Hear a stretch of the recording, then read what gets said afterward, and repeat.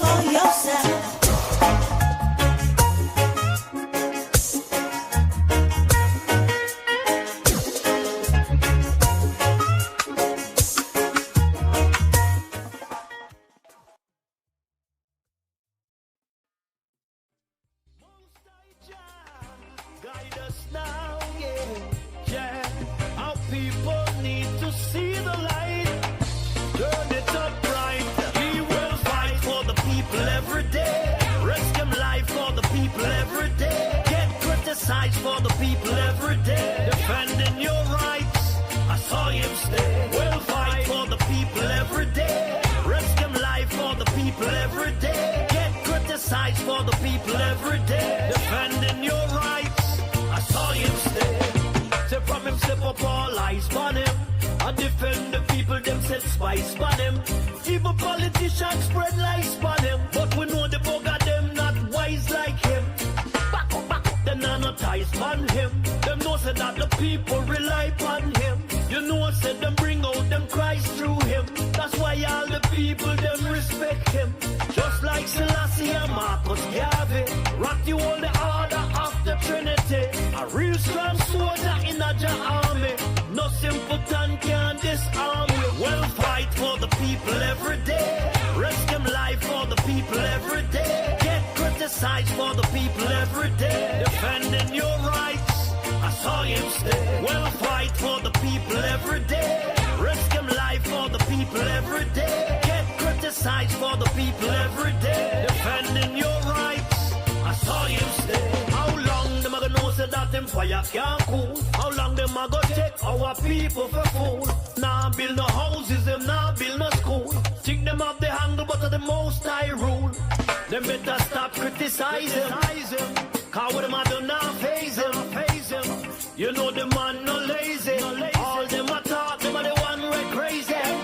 We'll fight for the people every day. Risk him life for the people every day. Get criticized for the people every day. Defending your rights, I saw him stay. We'll fight for the people every day. Risk him life for the people every day. Get criticized for the people every day. Defending your rights, I saw him stay.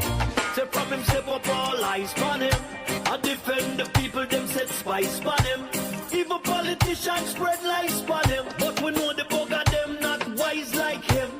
Back up, them no ties on him. Them know say that the people rely on him. You know said them bring out them cries through him. That's why all the people them respect him. Just like Selassie and Marcus Garvey. The man hold the order of the Trinity. A real strong soldier in a army. No simpleton can disarm you. Them fight for the people every day. Risk him life for the people every day. Get criticized for the people every day. Defending your rights, I saw him stay. Them fight for the people every day. Risk him life for the people every day. Get criticized for the people every day. Defending your rights, I saw him stay. Them fight for the people every day. Risk him life for the people every day. Get criticized for the people every day. Defending your rights, I saw him stay.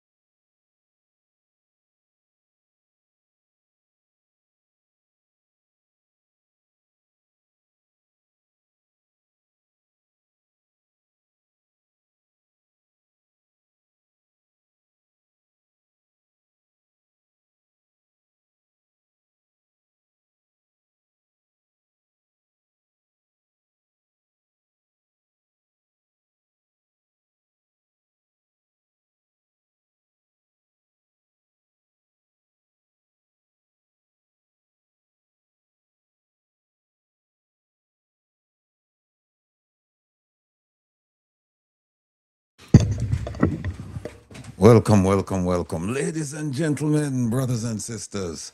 Yeah, I've seen the chat. You're saying no sound, but I know that there's no sound. I was on mute.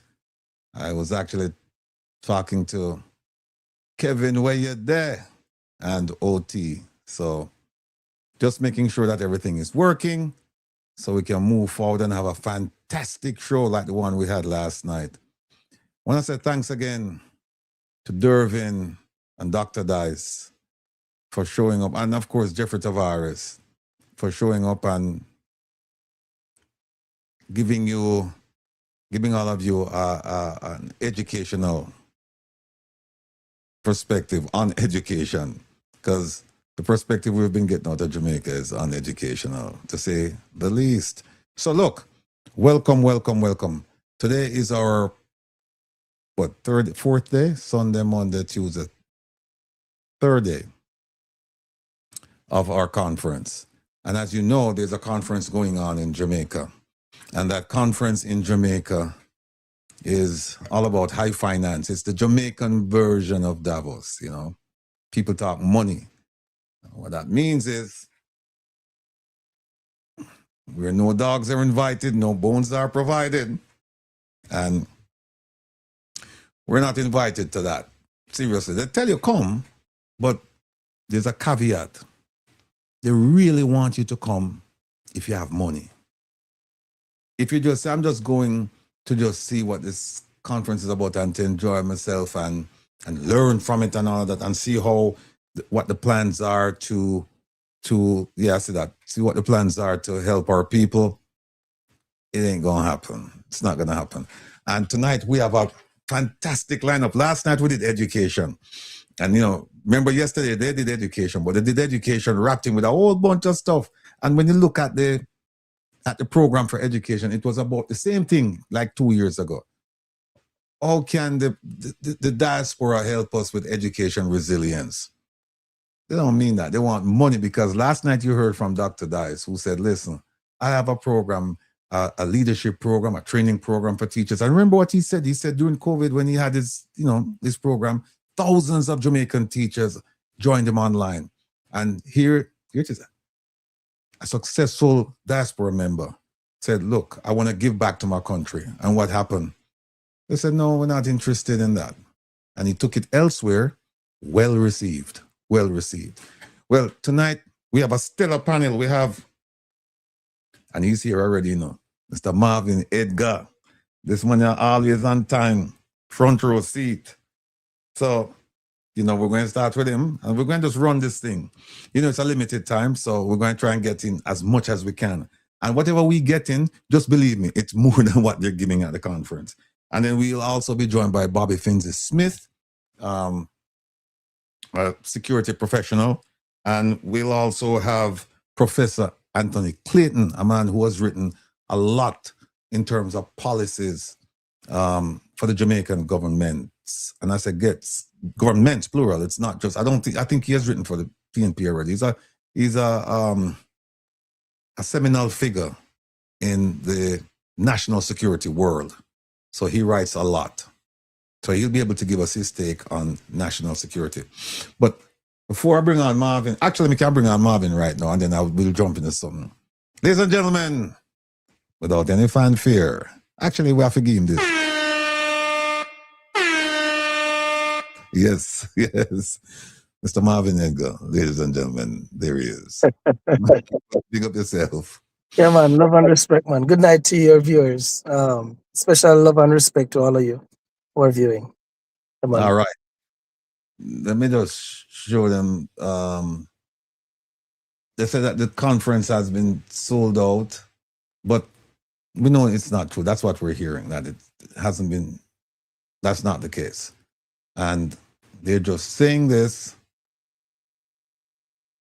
but it ain't true. So here's where we are. Let me quickly put this up on the screen so Marvin can get a sense. If he doesn't know, I'm sure he does. But for those of you just joining us and you're not aware of what's going on, but because somebody told you to join us and listen, there is a conference going on in Jamaica, and it's about the diaspora. It is supposed to be about the diaspora. It's a biennial conference. Every 2 years, they have a conference in Jamaica, not in the diaspora. And the conference is not about the diaspora. It's about the Jamaican government.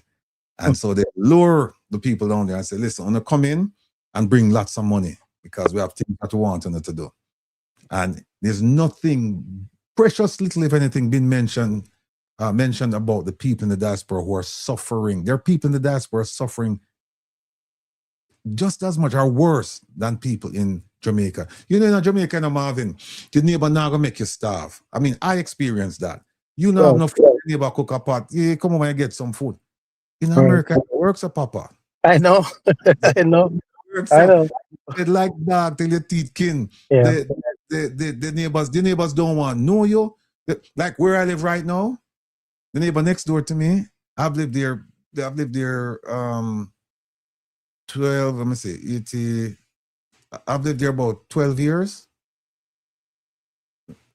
2000 and, yeah, 2000 and, I've lived there about 16 years, right? My neighbor on one side, I've spoken to him twice, and it's just, he has time to just cut some limbs off of my tree so that sunlight could reach a plant over right? And we did that. And another time we just came over. I think he had some letters, and that was it. Twice in 16 years.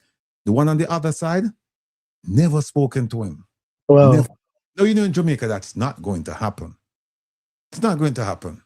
But quickly, let me put up on the stage here. All right. So people remember, there it is. That's their conference. And we've gone through day one already. Day one, that's where it is. And you see what, 8 o'clock, again, we have to go over it. We're going to go over it every day so that it just seared in your mind what these people are doing, their motivations. See what it says right here at 8 o'clock? It says what? It says direct access to government agencies, partners, and public and private sector exhibitors. They're selling you products. They're selling you stuff. They don't care about people suffering. They don't care about that. Direct, as if to say, if you live in the diaspora, you don't have direct access. You do. Here's how you have the direct access. You have it when they come up, because they come up on expositions all the time, manufacturers and politicians. Plus, you have the embassies, you have the high commissions, you have the consulates, the CG, consulate generals, and then you have the ones that they appoint, the consuls that they appoint, right? You have, and they've told me that their business is to deal with business for Jamaica. So why is it that you have to go now to get if that is the case, we don't need the people here. We don't need them. So that's the first day. The second day, it is the second day, that was Monday. Yeah, they did something with education. Let me see. Did I pass it? Yeah, there it is, right here. Yesterday. See that? Building a resilient education system in partnership with the diaspora. They said it 2 years ago, and they come back with the same nonsense. And you see what? The very last sentence includes recovery of schools impacted by Hurricane Melissa. They're begging you for money, as if they don't have enough money, right? When diaspora members, educators said, look, we have a program that we think will help with the development of our children. They said, we don't, them say, okay, all right, fine, but you have money? No, you don't have money? I know, we don't want it then. No. We'll get back in touch with you. And it's a joke. It has become a laughing stock. Honestly, what they're doing. Nothing. So today, this is today's program, right? Today, Tuesday, June 16th, they had the Prime Minister speaking. The Prime Minister. And some people have called him the Crime Minister. I won't say that. I won't call him that. All I'll say is that confession is good for the soul. And we have shown you where he confessed to not disclosing financial and business interests when he should on his statutory declarations. And because of that, begs the question, did he pay taxes? Because if he didn't declare it to the Integrity Commission, there's a strong possibility, there's a great likelihood that he did not pay taxes. So Tax Administration of Jamaica, where una there? And we're going to show that document there. So I don't think it's fitting for a Prime Minister whose statutory declaration has not been certified for several years, and who the Integrity Commission, at least one component of it, referred him for prosecution. You've seen the document, people, but I need to show it again. So here it is, day 2. They're talking about NARA and climate tourism and disaster resilience. We're going to get to that on Thursday. But here's what we're concerned with. This one, security and public safety. Working together as we continue to build a safer Jamaica. At whose expense? And is it safe? We don't think so. We really don't think so. So we're going to focus on that. So let me move this. And that's why we have this distinguished panel here tonight to talk about these things. Now, let me get one thing here, because the Prime Minister spoke today, and we need to let me see if I find this one document. And folks, sometimes I tell you the truth. Sometimes we come in studio and the plan that we have, it just goes sideways, because what happens is, depending on the conversation, it's like like we have a conversation and then it just goes sideways and we have to come up with some other things. I'm actually looking for the Prime Minister's I'm looking for his Craig Beresford's statement to the court. Let me see if I find it over this side here. History. 1 second, people. Give me a second there. And by the way, again, we want to thank all of you for joining us. You made a choice to be here with us, and we're sincerely thankful for that. It's to our benefit, but it's also to your benefit as well, because a lot of you really want to know what's going on. While I'm looking for this, Marvin, you want to just greet the people, because I was just about to say, while you dig up your archives. For those of you who have not yet heard, the police involved in the Lataya Bulgin, aka Buju, the young lady who was murdered a few weeks ago, he has been released on bail.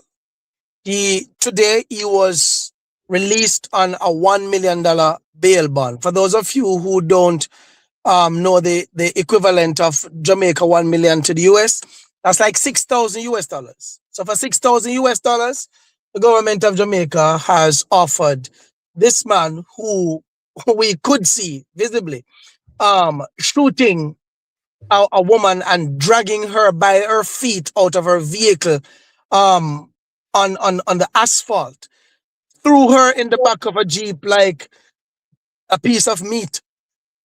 And of course, she fell out of the van. When I heard she fell out of the van when they went down the road from where the incident occurred. And of course, she was pronounced dead, given the manner in which she was, 1, shot, 2, handled. And this man is now out there among the Jamaican people on a $1 million bail. And I don't think that should have happened, because given the nature of the crime, one would think that such person cannot get bail, because you can now go out there, you can intimidate witnesses. There's so much that you can do, because we know this has happened multiple times. It's just too much. It's just too much for persons to have allowed this man to be out there. And what irritates me more than anything else is the fact that there are ordinary Jamaicans that I know personally, Rattigan, that have been locked up on accusations, not confirmation that they committed a crime. Accusations for more than 3 years, for more than 5 years, without a court appearance. Without a court appearance, can't get any bail.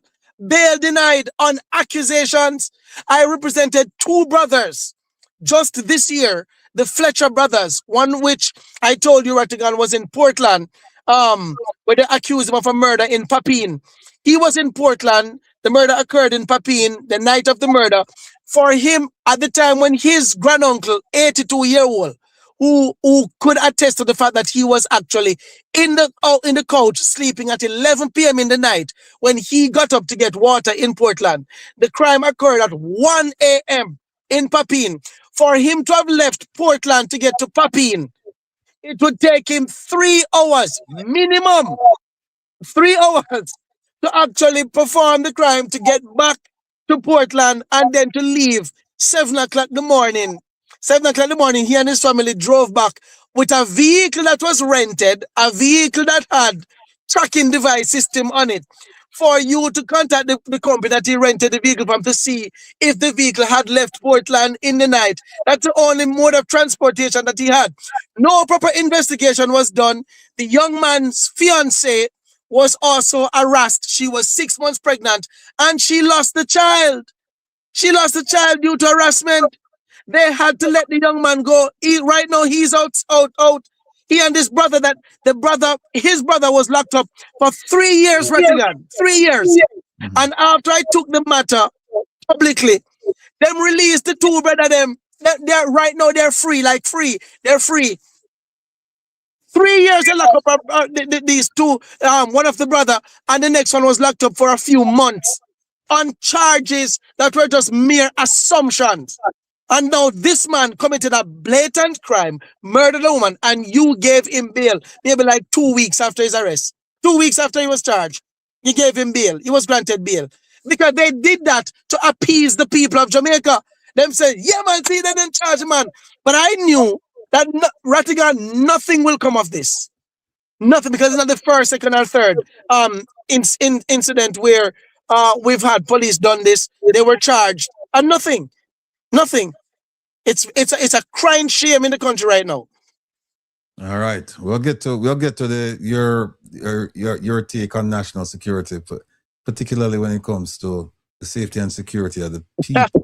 We'll talk also about border control or the lack thereof. But let me just get back to the Prime Minister. He shouldn't be addressing anybody. And quickly, here it is. Remember these people? We're not going to go through the whole thing. We're just going to show why we don't think the Prime Minister should be there. Here are, and these things were provided to the commission by the Prime Minister. This is not somebody digging up some stuff, making up some stuff. He provided these things. And I mean, it's here it is right here. It's right here. I'm going to share right here. It says right here, Mr. Andrew Holness provided responses to the commission's queries in a 36-page financial journal, including attachments detailing business activities, investments, and liabilities. And it says his explanations disclose multiple businesses and accompanying investments, assets, and income, which were not previously declared. He never tell them. Now here, we could just quickly go through some of the business. Here's one: Premium Group Limited, owned by Mr. Edward Siaga at the time, and the Prime Minister did not declare his income from Premium. Sunshine Mobile Company, the Prime Minister, the owner died under mysterious circumstances. The Prime Minister had a stake in the company. The man died. The Prime Minister was supposed to purchase the company, and the next thing we know is that the Prime Minister took over the company right here. It wound up in 2005, and the Prime Minister get 3.5 million, and I suspect he got his cars back. But guess what? He never reported that income. None of that income. There it is. From 1998 up to the date it was said to have been wound up. From 1998 to 2005, Prime Minister didn't mention nothing about that. The Lido Taxi Service. This one is a strange one because the Prime Minister said this business, right, was closed down in 2005.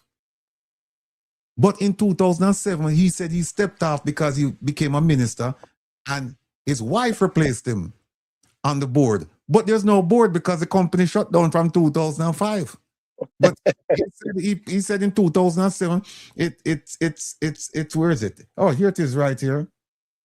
He said he was neither a registered director nor shareholder as he was advised against this level of exposure, and the business continued until 2005, right here, when the operations were wound up and everything sold. But his wife ended up on it. I think 2 years later, something like that, and it just didn't make any sense. And here he didn't mention anything about any of this income. nothing about this income, right? Omega Bridge. How many of you knew the Prime Minister had a loan company? A loan company he had, and he's loaning money like it's going out of style. And they said that when we looked at the journal that he gave us, and we looked at the balance sheet, they don't add up. Different numbers. That's Omega Bridge, right? And he had, and we're talking like 2000, 2004 money, which is it had the more value than it has now, the dollar, the Jamaican dollar. Right. So no, this was the one right here. This was Omega Bridge. Sorry, it was Omega Bridge when he added his wife as a director in 2007. And the business art, here it is right now. I stand corrected with the leader. It wasn't the leader, it was Omega Bridge, the loan company. Here it is. The business, here it is.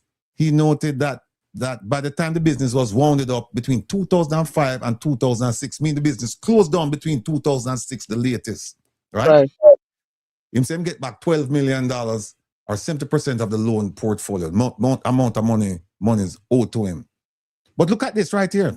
He said, Mr. Holness indicated that he removed himself as director of this company when he became a government minister in 2007, and his wife Juliet was added as a director. But the company shut down in 2005, 2006. So how his wife become director in 2007? Company that doesn't exist. I don't prophetically. Yeah. And look, again, it's right here. Investments and income not declared. He no mention nothing about that. And them say, in company all kind of excuses. Then Cash Plus, you have money in a Cash Plus. Then you have money in a First Global, CD, and Money Market. And him look at it right here. This investment was not previously declared. He no mention none of this at all. And he wasn't part of it, and he was required to put this down on the statutory declaration. Then he had personal loans apart from Omega Bridge. He might give out loans. And he give out loans to his wife and her sister and a whole bunch of other people. Then he have money in Olint. And if that wasn't enough, see him have an account right there, so in Olint with $1 million tonight, and this was back in 2007. $1 million, 2007. Enough money, that people. But but with all of those companies, here's another company. Panadian, you tried that, so? Panadian Limited, this one right here. Then buy boat. Then buy boat with this company. And I think I was looking for it yesterday. Panadian I think Panadian was registered in the Virgin Islands, if I'm not mistaken. And then, of course, you have ADMAT, Estate Bridge, and the media company and the foundation. You had all of those things. But let me just quickly see if I find where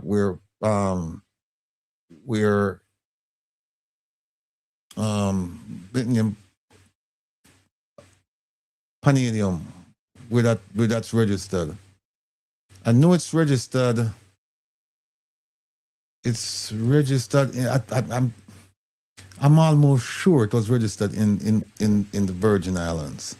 And so you have to ask yourself the question: ADMAT, St. Lucia, Panadium, different company. So there's ADMAT. And I saw them say that ADMAT is a shell company. But let me see if I get to Panadian. That Shenstone, SSL, it has money all. Here it is. Here it is, man. Me know, man, it there. See it right there, so? This company was incorporated in the British Virgin Islands during 2008. So I'm got open company in 2008, and this company, Panadian, it was open for one purpose and one purpose only. That was to buy a $250,000 boat. More than, I think it's 280 something. So, and this was way back when. And if you see the boat. So,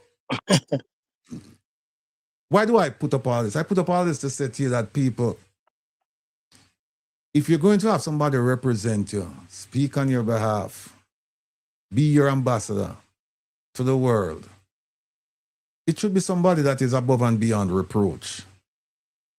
It should be somebody who's ethically pure. It should be somebody who has a continuing dark cloud lingering, hovering over his head. And look at this. Last thing I show you before we move on. And I don't know if Marvin see this one here. But Marvin, when you see this one here, trust me. It's on page 66. Where would I know? 45.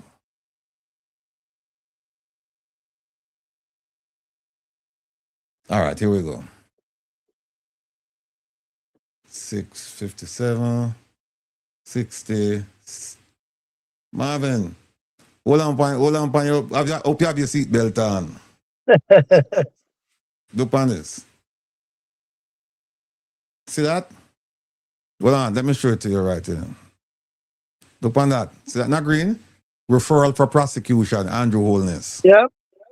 Yep. Right? On the recommendation. It says right here. See it right there, sir? It says the Information and Complaints Division, that is from the Commission, believes that the declarant, the Prime Minister, had adequate knowledge. He knew what he was doing and ability to confirm ownership of the financial assets and liabilities. What that means is that he knew what he was doing and he should have reported it. He knew he should have reported it. It follows, therefore, that Andrew Holness knowingly made false statements in his statutory declaration for the period ended when, not the period that we're talking about, 2022, 2021, and look on the period, 2016, 2017. Well, on then. Let me rub it out and make it more dramatic. See it now. To the period where the Integrity Commission said this money, see it right here. It follows therefore that Andrew Holness, to the keyword, knowingly. Knowingly, yeah. In the statutory declaration for the period ending in, go back, for the period ending 2016, 2017, 2018, 2019, 2020, 2021. All those years he's been lying. All those years he's been lying. So, and this man has no shame, Marvin. He gets up there and he talks a bunch of nonsense and people go crazy. People still love him, even though they know that what he's done is terrible, terrible, terrible, terrible. And I have Professor Clayton on here, and I know he's pressed for time, but let me just show you one thing, Marvin. I think you're going to love this. They put this up because they said that they've sold out. The conference has been sold out. And on Sunday, this is what we did to that thing. Oh, sorry. Hold on. Let me remove that. Sunday, we put this up. It's no longer we are sold out. They're saying that the venue has been sold out. We said, no. You have sold out. You have sold out the diaspora and you've sold out the people of Jamaica. Yep. And it's farce that you have on there called a conference, because the conference is not talking about the issues. As I've shown you, the conference is all about, it's all about money. Yeah. It's all about investment, finance. Investment. Yeah. Investment. And it's about making connections. And I can show you where the policy and the terms of reference of the diaspora, they say you only have two reasons for this, for the policy and the terms of reference and the council. Two reasons. First reason is to ensure that diaspora members prosper. And they use the word prosper in the countries where they and their descendants live. And then you leverage that prosperity for Jamaica's national development. Those are the two reasons why they exist. So tell me now, how have they helped us to prosper in the countries where we live? Because it's all about the Jamaican government. But you know why? We understand it because they say the organization is run by 4 people, 3 of whom are Jamaican government officials, and the 4th is someone from the diaspora who has been appointed by the government official. So there we go. Ladies and gentlemen, without further ado, I want to bring on a friend of mine, a scholar. He has written extensively about the national security issues in Jamaica. If there's one person who can talk to you on that level, the national security level, looking at it from, the 5,000 foot level about everything that's going on in Jamaica, it's this man. I can tell you that Jamaica has had one national security advisor, and he's now in charge of NARA. He was in charge of the military. He was a national security advisor. He was a police commissioner. He was in charge of a resiliency group. He was ambassador, and now he's returned to Jamaica and he's in charge of NARA. That man doesn't know about national security at that level. He doesn't. This is the man. If you want to talk about national security in Jamaica, this is the person you go to. Ladies and gentlemen, it's my pleasure and privilege to present to you Dr. Anthony Clayton. Good evening, Will. How are you? Very good to see you. Good to see you. I haven't seen you in a while, my friend. You doing? You look well. You haven't ate at all. What you doing? Thank you for saying that, Will. I don't think it's true, but I'll take it. By the way, you know Marvin? Marvin, hello. How are you? Marvin, Dr. Pleased to meet you. Yes, Pleased sir. Pleased to meet you.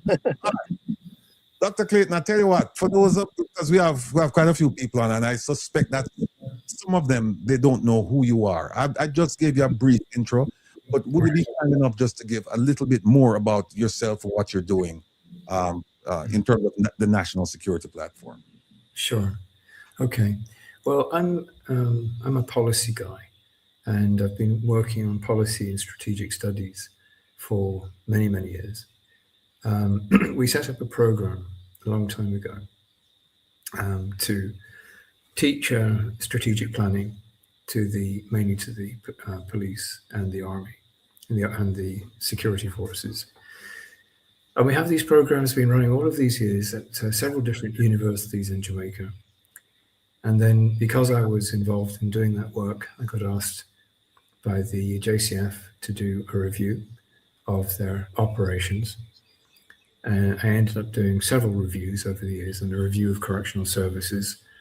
And I got asked to write the national security policy, which was adopted in 2014.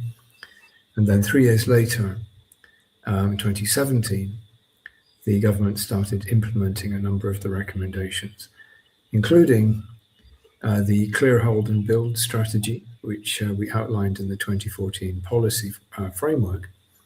And this was a program for normalizing our high crime communities. And the government of the day adopted that as the ZOSO program.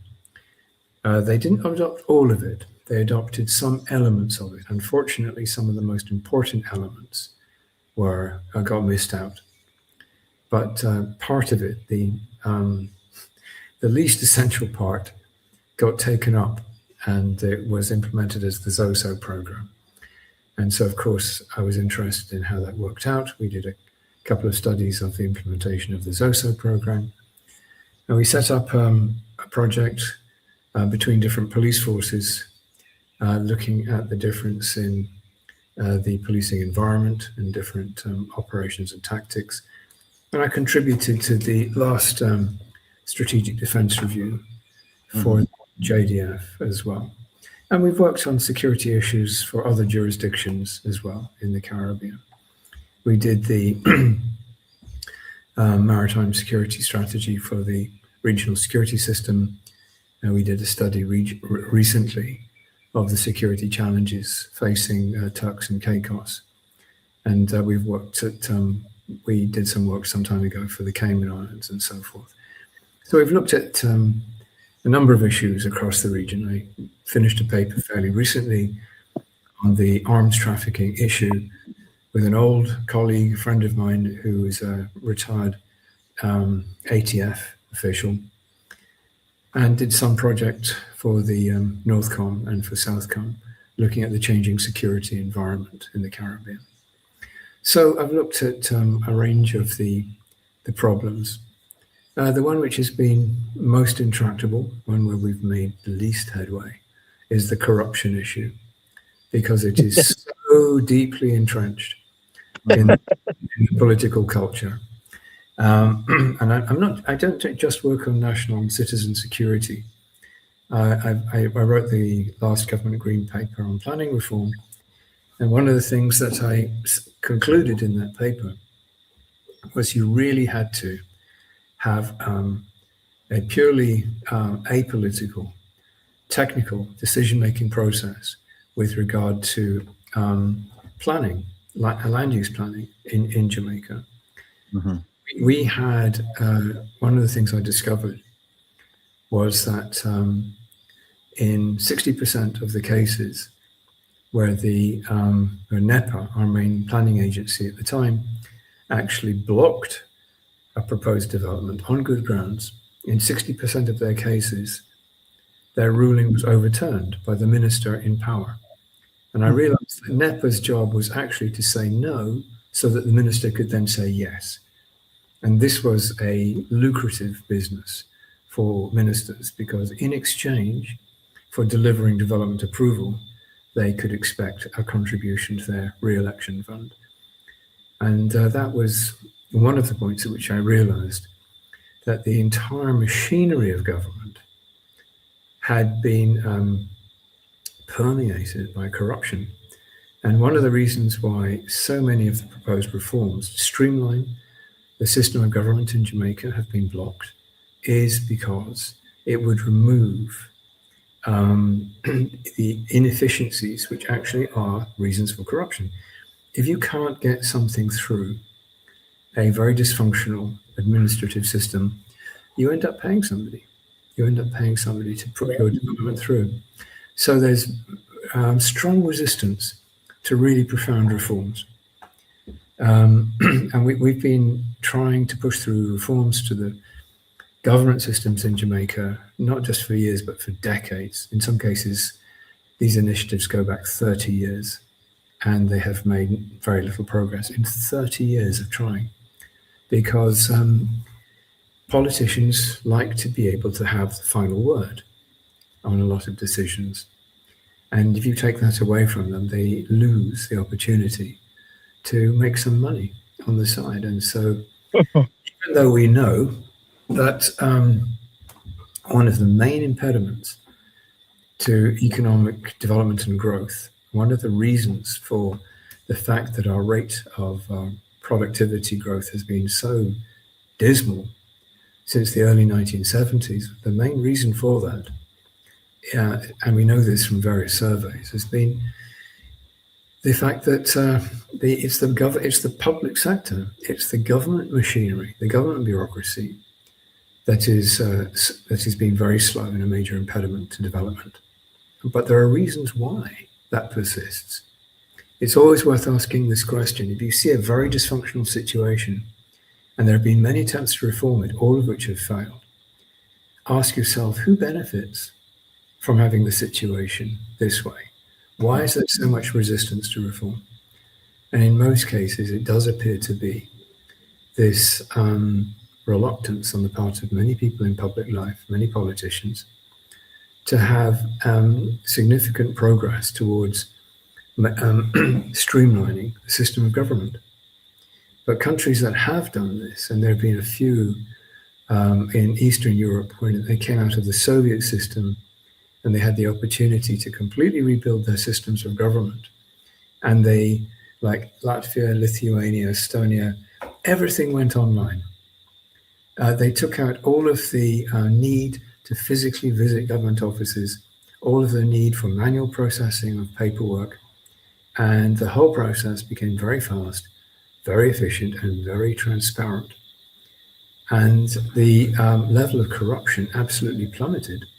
It pretty much eradicated corruption in these countries.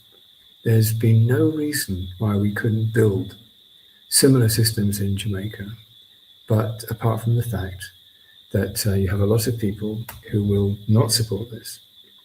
And this has been our experience in most proposed modernization programs, either because they're worried about losing their job or because they're worried about losing the opportunity to make some money by helping people bypass the obstacles.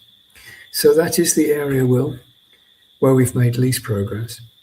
But as I'm sure you also know, there has been a very significant drop in Jamaica's homicide rate in 2005.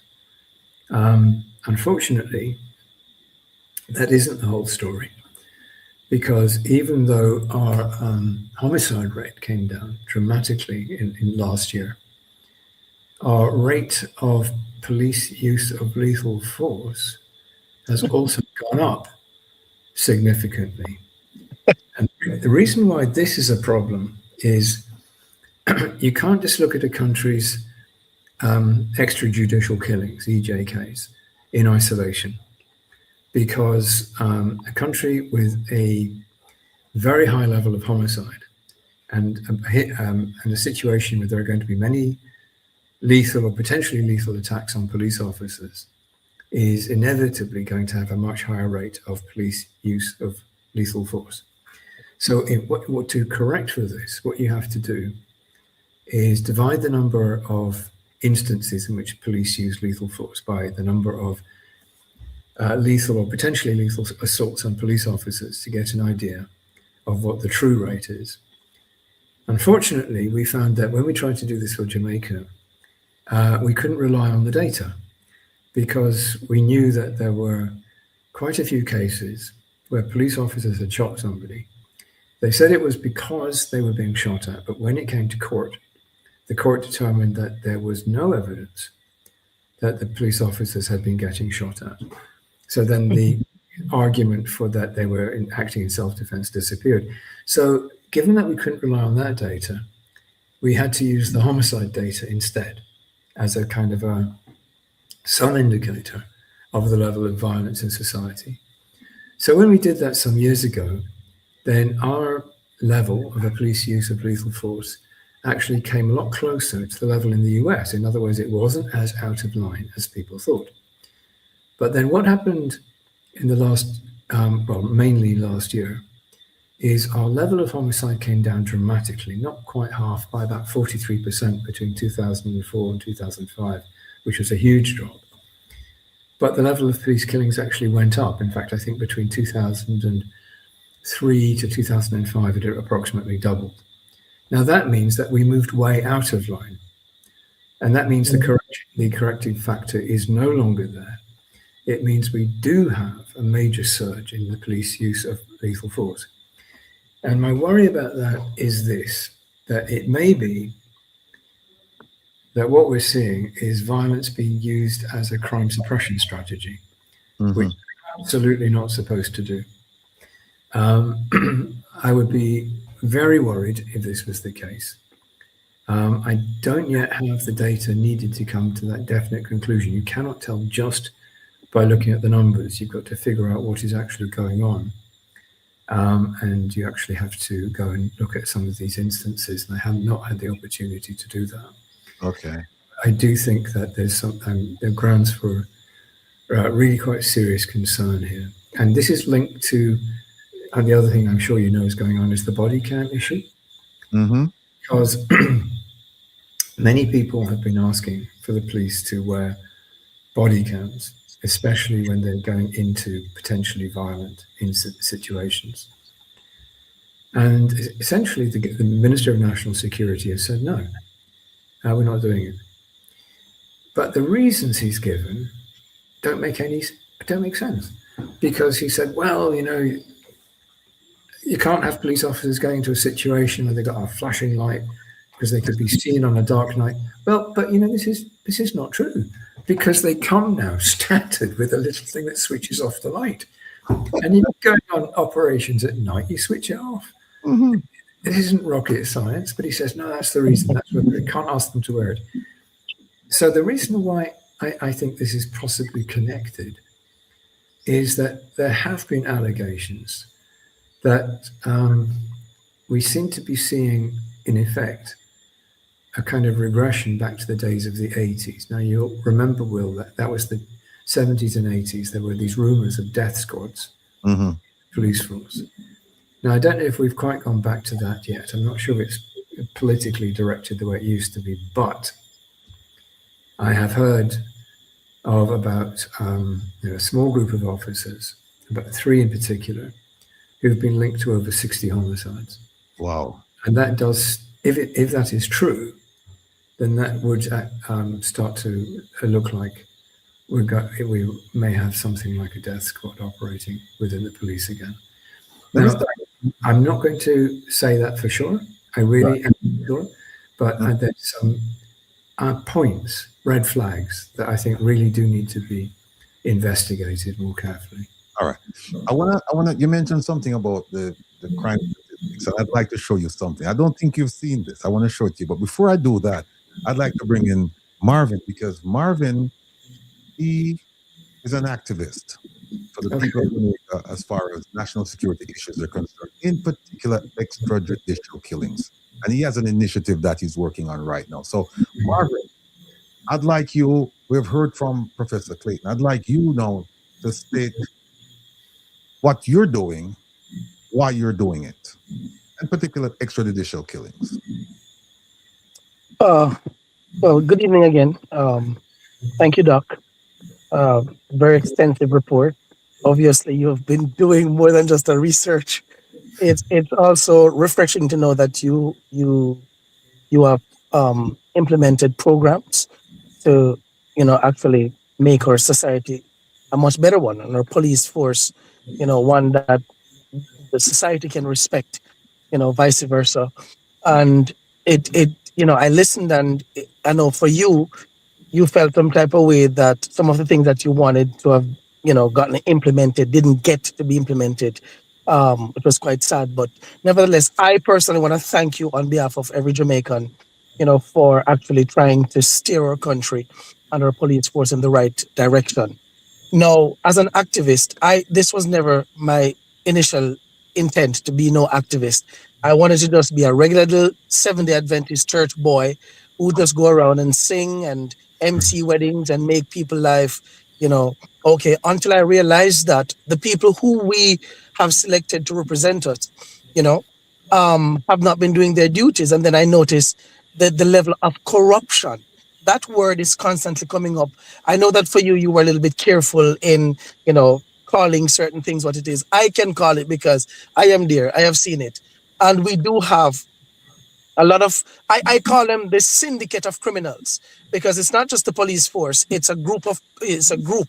You're talking about the judicial system, talking about the government, the police force, and then you have persons from the private sector organization and some residents. So it's a syndicate. It's a big group of them. And no wonder why Mark Shields, former Deputy Commissioner of Police back in 2018, made reference, and the percentage that he had in that article was very frightening. That based on a conversation he had with another police officer, more than 60% of the police force could be deemed corrupt, and then there was another 20% with high-ranking police who were giving directives to low-ranking police officers who were involved in extrajudicial killings. This was 2018, and that article just went over the head of so many persons. Now, for that to have been coming from someone who was in position of being the deputy commissioner, former deputy commissioner of police, I was taken aback. And I said, I know the police force has not been cleaned up since. Yes, we have changed different persons and we have promoted different people, but the most of who were included in that 60% and that 20%, they are still there. Renita Adams, former DSP, he also said that if he was given the role of being commissioner of police for Jamaica, there are many khaki suit, meaning superintendents, inspectors. He said that they would have to leave the force the very next day. And he knew why he said that. And I remember one particular statement that he said over the years, that Jamaica would pay dearly. He was speaking to the level of corruption that was involved in policing and in government and just the whole country and a whole. We are surrounded with a bunch of criminals. We have seen so much reports coming out from the Auditor General, coming out from other oversight bodies, special groups, people who are just having serious concerns about things that are escalating, extrajudicial killings. So that's where I came in, and I said to myself, no, somebody needs to speak out. I can't just sit back as a young Jamaican man watching and seeing persons being unalived on camera, which is, it's obvious murder. Even if they were criminals, What we are seeing on CCTV are persons with their hands up, and then police just killing them on the spot, and nobody says anything. The populace comes to the conclusion that these are criminals, but there is a justice system, and every single person has the right, to see a judge. Everybody is innocent until proven guilty. We have seen multiple cases where police have lied that citizens had gun when they didn't have any gun. We know of these, and this is why the wearing of the body camera was so important. It should not even have been a matter of discussion. Yeah, because this actually solves the problem between the police report and citizens' account. Yeah, this is what the camera is there for. It is an inanimate object. It's not a human being that you can bribe it. It's a camera. It's there to actually bridge the gap of the police account and citizens' account. We need that. And in South Korea, Jamaica was offering the government over 400,000 cameras over 3 years ago, and the Jamaican government refused to accept the gift.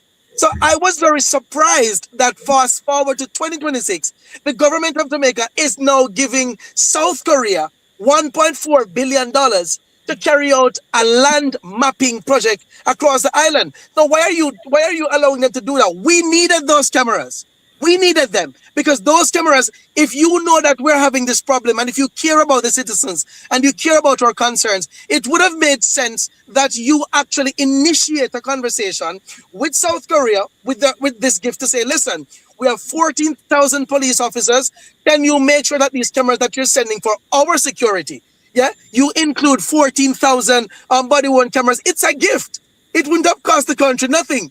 And then what would have happened is that we would have now seen what really happens when the police go out there.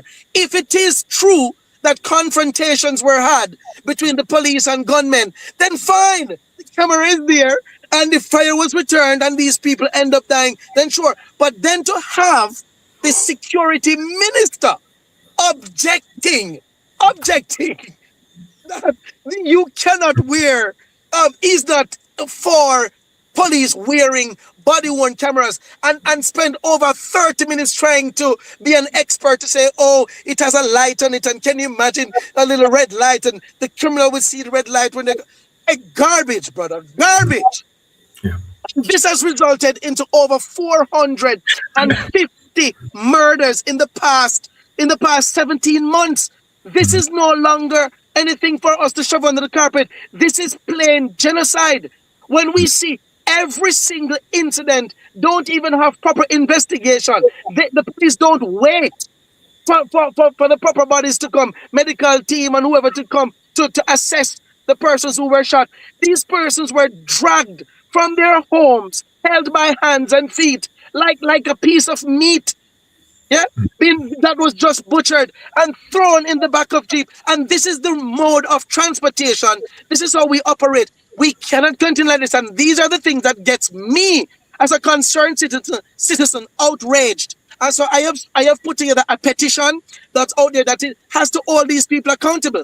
The Prime Minister has made a statement that people should meet their judge or maker when interpreted by us. Our understanding of that, cultural understanding, is that if these people, what you the police officer should decide when you go there for a criminal, whether or not they're going to meet a judge or they're going to meet their savior, which means you become judge, juror, and executioner on the spot. We cannot live like this. So I am grateful that somebody like you is here, looking out for the interests of the Jamaican people. I want to thank you again on behalf of everybody. As an advocate, I am looking forward to even meeting you in person, where we can sit and devise other ways of how we can make Jamaica a better place, where citizens don't have to be so afraid of the police, and we can now have true police service as opposed to a police force. Because right now I think that Jamaica is a military state. All right.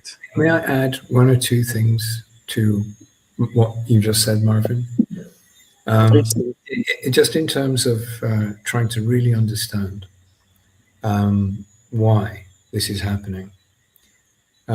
Some years ago, and there's several factors involved, It's not necessarily that the police officers involved are just evil. In many cases, they're not. There are a few stone cold killers, but the majority of them are not evil people. I went to interview some of them some years ago, including a few who left quite a few bodies on the street. And they gave me a very different perspective. They actually felt that they were really quite, they'd been left by society to deal with problems, which were in many cases really beyond their ability to do much about. And they were caught between a corrupt political directorate, a dysfunctional, very dysfunctional justice system, where cases could take years, decades to I know. a situation without witness protection, where, you know, I heard about one guy, they'd arrested him like 5 times, and every time the witnesses had been intimidated or murdered. And eventually, in some of these cases, the community speaks to the police officer and says, in the name of God, can't you do something about this guy? And they take him around a corner and put a bullet in his head. Now, these are what are called moral cause, EJKs. In other words, the police officer is not doing it because he hates the guy. He's not doing it because he's making anything from this. He's doing it because he's left in an impossible situation between a corrupt directorate, political directorate, a deeply dysfunctional system of justice, and a community that may actually be asking them to do something about this bad guy here. Now, that doesn't account for all cases by any means. There are many cases that do not fit into that category, but there were some. And you had police officers who actually I would regard as good people, moral people, but they were being put in an absolutely impossible situation. Another factor involved in that was the extent of, it's not as bad as it used to be, but there's a question of political collusion with particular criminals. And we have had some cases of weapons seizures or people involved in the lottery scam. And the whole investigation doesn't get too far because you start to hear stories that, oh, this is connected to this guy, the local politician or whatever. And the investigation pretty much seems to stop at that point. So we have some sort of effective immunity for some of the people who are probably at a relatively high level of contact or influence in a network of ultimately criminal operations. And this is the problem. The police know this, and they know who these people are, and they know they can't go and arrest them. This is a very, very frustrating situation for police officers to be in. And another factor involved, we did a study some years ago looking at why have we got so many problems in the police and far fewer problems in the JDF? Because both of them recruit from the same communities. You've got people coming in from some very rough communities and joining the police force of the JDF. One of the differences, it worked out to be 2 main differences. The first is that the JDF invests heavily in training.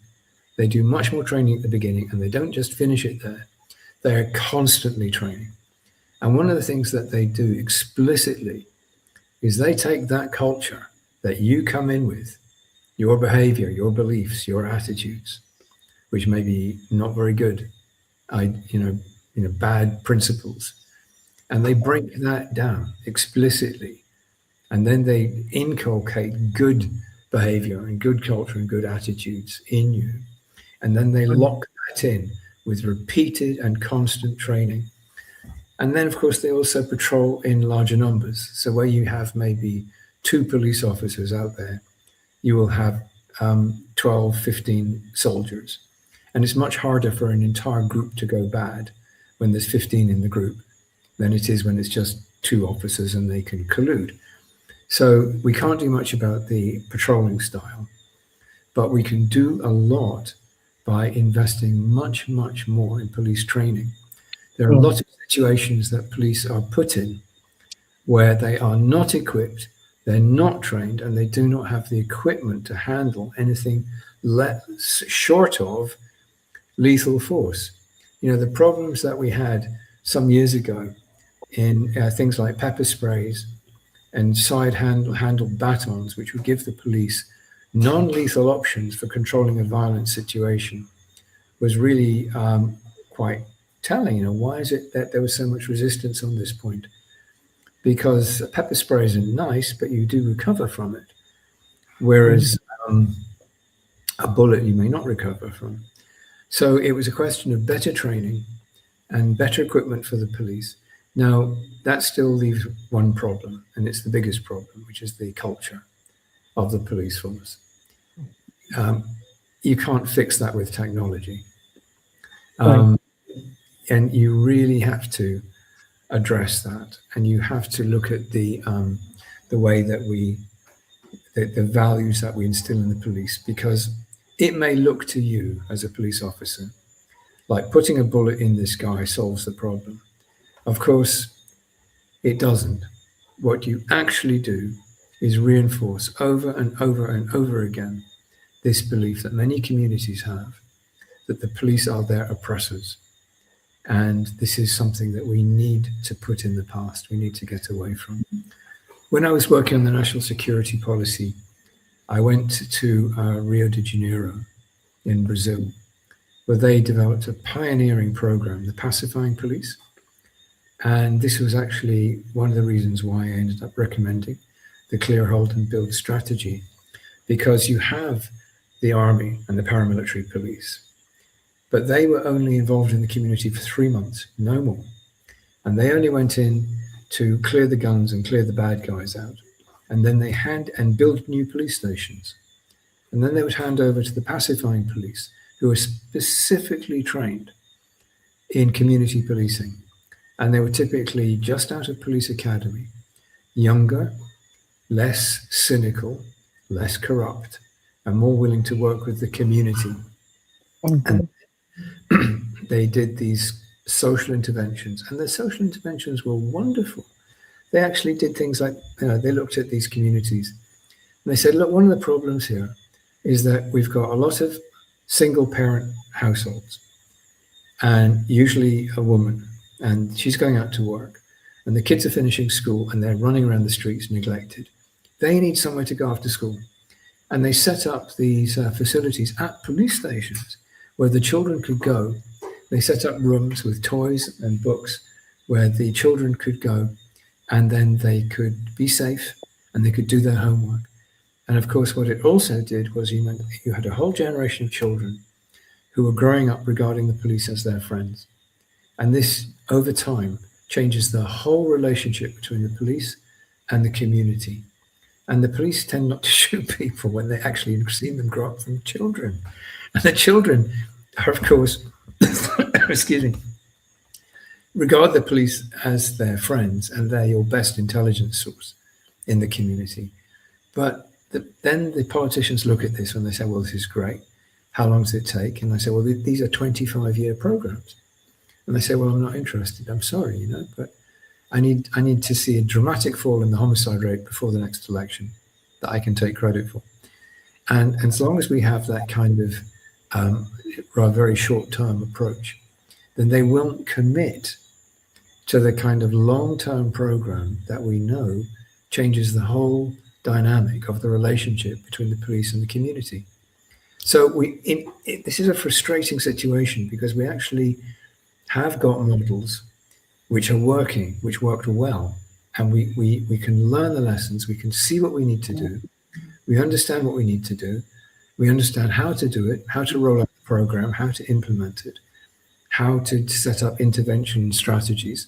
But the problem is that is not as quick as just having a group of police officers who have got license to kill. So we have a situation where it's really not just of the police officers making. There are reasons why we have this. There are reasons we got here. And you have to really start to unpick all of those reasons if you want to see progress. All right, Professor, I wanna show you something. Sure, man. You just said a while ago that the politicians are not interested in long-term program. They want to see a dramatic decrease in the homicide rate, murder, election, and so they will finance whatever the program is if you can assure them that this is going to happen. I look at it from I agree that actually takes place, excuse me. But I also look at it from the perspective that the stats, and you know what they say, you have what? Statistics, you have whatever the phrase is, the quote is, essentially saying that you can manipulate statistics. That dramatic rise that they're talking about in Jamaica, 2024, 2025, let me show you something that came from the police. Look at this.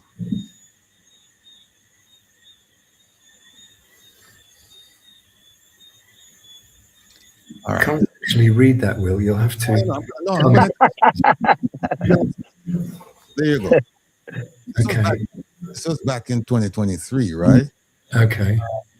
I started asking them about, here it is, back in 2023. Right. I started asking them about death investigations. I came across that term. Didn't know what it was. Started asking them about it. And because I was told that death investigations is where they put bodies that they don't want to count. And they put them there because they said, we're going to put them there under the pretense that we don't know the cause of death and we have to continue our investigation. Well, I'll have you know, Professor, that there have been bodies in this category from 2016 until now that they haven't cleared yet. Yeah. No, look at this. I asked them, tell me, this is from, I asked them, give me everything from, it's 2016, everything, 2016 to present, 2016 to present. This is what they gave me. See, let me see if I can make this a little bit bigger. There you go. And I'm only asking about death investigations here. And look at this. They said in 20, they had 96 people in there. And they reclassified them to reclassified 47. Now, here's what I found out. They don't tell you where they reclassified them to. Right. They reclassified. And of the 96, they said they had 49 ongoing. 2017, 91, 47 ongoing. 2018, 110, 71 ongoing. And so on and so forth, and so on and so forth. Now, here is where I'm asking you to really hold on. Strap yourself in. Strap yourself in. I asked them, I went again, and I said to them, you know what? Forget about death investigations. Tell me about homicide. And I found out, Professor, that they don't consider homicide the way that we consider homicide in the United States, for example. Because when you say homicide in the US is used interchangeably with murders. In Jamaica, homicide is the broad category. Murder is a subset of homicide. And lo and behold, they sent me this. Here's the category. Oh, yes, I see. Right. They have death investigation right here. 2023, 119, 2024, 172, grand total 291. Right. Then they said homicide, mistake here, but 18, 13, 31. Look at this category. Body found. Here's another one. Decomposed body found. Here's another one. Hospital mortality. Here's another one. Skeletal remains found. Here is murder. Here's murder. By itself. 1405, 1146. And the total, right, for 2 years. Then we go to self-defense. Right there. Then we have suicide. Look at this one. Look at this category. Non-crime. And under non-crime, we have sudden death. Right. Yeah. What does that mean? Then look at this one. Death by misadventure. accidental shooting, acts of God, drowning, electrocution, fall-related death, fire. Yeah. Motor vehicle is an interesting one. Poison food. Then they have manslaughter. Yeah. No. So yeah, some of those there weren't very many poisonings, but some of them I suspect would have been either accidental or deliberate. But yeah. Now here's the thing, Prof. Yeah. If you had your seatbelt on, put another belt on. Put another seatbelt on, because this was for 2024, 2023, 2024. Right. I asked them again. And you know what happened, Professor? Apparently, the people who gave me this and the people who gave me that, they're not the same people who gave me the most recent one. Take a look at this. Take a look at this. They sent this to me.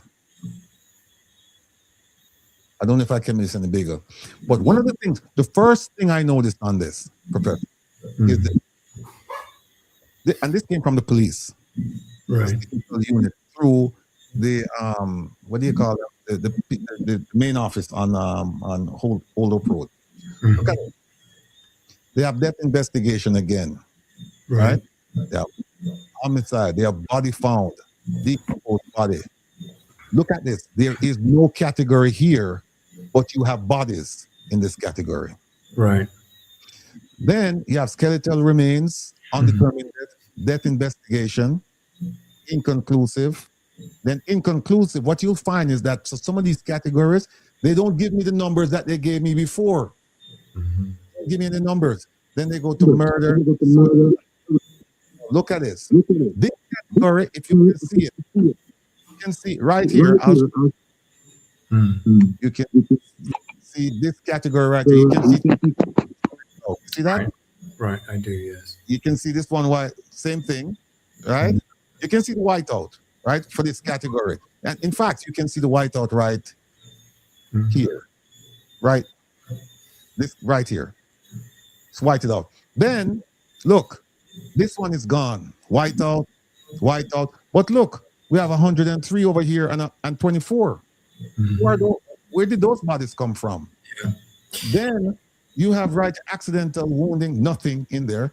Then here's another category, if you look good, another category right here that's gone. All the numbers are gone as well. You have drowning, electrocution, fall-related death, fire motor vehicle. Another category here is gone. No numbers. Then they have poison food, work-related, manslaughter. And then look at the bottom right here. Look at all of these things, right? You can see it. You see the whiteout? Yeah, I do. You see all the whiteout, right? Where are those bodies? And where is this category? Where's this category? And then look at this category. JCF, part of the category is gone. Then look at this one. This category is gone. This category is gone. But you could tell that bodies were in these categories. Look, bodies were there. Yes, it does look like they've been redacted. Professor, I'm telling you, I do not trust the statistics coming out of the JCF. You know, so some years ago, I actually did some work with JCF on this problem of how do you record the data.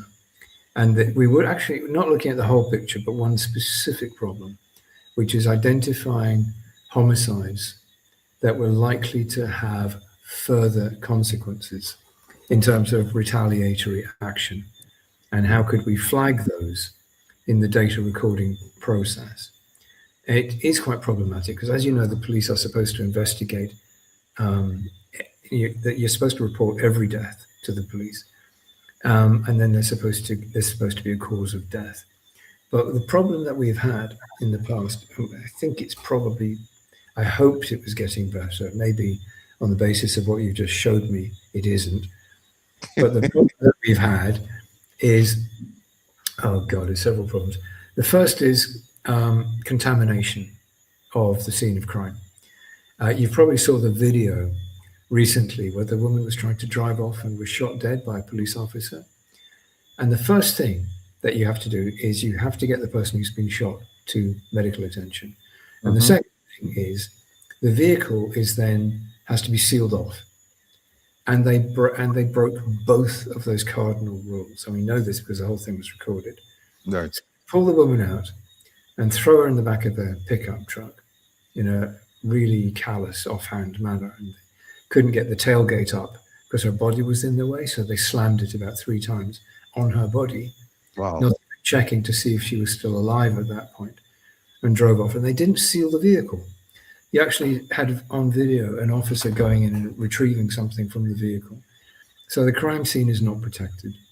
Then we don't have nearly enough scene of crime officers who are actually trained in how to collect the forensics from the crime scene. But if you don't do that, then you are really handicapped in terms of producing evidence in court.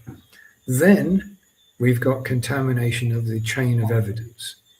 Now, as you know, you have to be able to say and prove that the evidence was taken from the crime scene is the same evidence that is presented in court, that it can't have been interfered with or contaminated in any way. And we absolutely did not have that. When I was doing the last operational review of the JCF, I looked at the process of managing the chain of evidence, and it was an absolute disaster from one end to the beginning. I went into some of the police evidence lockers, and it was like a junkyard with stuff just piled in there. I saw one case where somebody had written in chalk on the floor which case this particular piece of whatever it was belonged to.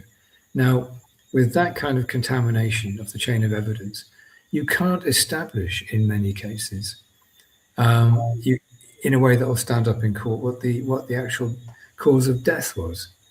And then, of course, we also have a situation, and there have been some really shocking cases recently, where the cause of death is simply missed. There was a woman who was shot multiple times by her husband, and the forensic examiner did not spot the bullet holes, didn't spot the fact that she'd been shot. There was another case, guy who was shot in the head, and the defense attorney's argument was that it was suicide. Now, the problem with his case was this guy was, I think, right-handed, and left side of his head. Now, you're probably, as I'm sure you know, Will, in 96% of cases, if people are going to shoot themselves in the head, they use their preferred hand. Mm-hmm. This guy had not used his preferred hand, and that made it very unlikely, not impossible, but very unlikely that it was suicide. And yet the defense attorney was arguing that, oh, no, clear-cut case of suicide. This guy was not shot. So if you have a situation where we don't have the capacity to do the forensic properly in every way, where the crime scene is contaminated, we don't protect the chain of evidence, then you're going to get problems like this, where in many cases it's impossible to establish the cause of death with any kind of certainty. It means that you have to be a bit skeptical about the data that we're looking at, which was the same problem that we had when we were trying to look at the evidence for the number of cases in which there was a use of potentially lethal force or potentially lethal force against police officers. And we found that the evidence was so contaminated that we couldn't trust it. Will, I'm so sorry. I'm afraid I actually have to go. We have to go. We're joined by MP Fitz Jackson. I don't want to mix him up with Fitz Bailey. It should never be mixed up with Fitz Bailey. And of course, Bobby, a longtime friend of ours, Bobby Finzi Smith. Professor Clayton from UA. He's leaving now. Professor, before you go, I want to ask you this one question. Give us your perspective of Jamaica's national security from the 50,000-foot level. Well, one of the things I feel some regret about the 2014 national security policy is the one thing I was concerned to emphasize above all others was that the threat environment, both the external and the domestic threat environment, constantly evolve and change. And this means that you need to have a rolling program of reevaluating the threats, doing another horizon scan, identifying the threats, identifying the trends. You need to do that every 1 to 3 years maximum. Yeah. And I actually wrote that in to the national security policy. I said the conclusions I've identified here. And I ranked the national security threats, tier 1, clear and present danger, tier 2, low probability, high impact, and so on, all the way down to tier 4. And I said that the variables I've put in each of these categories, this ranking is not good for all time. The important thing is to use the same framework, and then every year, 2 years, you cycle the exercise, because your threats will change. Mm-hmm. New threats may emerge, some threats may even disappear, and you have to reallocate your priorities accordingly. The number of times that we've actually done this since 2014 is 0. Wow. We've never done it. And I feel sad about that, because that was actually the single most important takeaway from the national security policy of 2014. So that's my 50,000-foot view. Yeah. All right. Look, Professor, always a pleasure. Good to see you. Say hello to the family from me. On behalf of the many, many listeners we have and the viewers, I want to tell you thank you. It's been our privilege and our pleasure to have you on tonight, sir. It's been a pleasure and a privilege. God bless. All right. Take care of yourself. All right. All right, ladies and gentlemen, we have been joined by 2 stalwarts. My dear friends, MP Fitz-Jackson and Bobby Finzi Smith. Now, MP Jackson, you and I had a discussion. I think it was back in 18? I think it was 2018. Yeah, we were talking, at the time you were opposition spokesperson, on national security issues, yeah. And I want to start with you. And both of you, you know Marvin up top there, all right? I want to start with you and ask you the same question that I just asked Professor Clayton.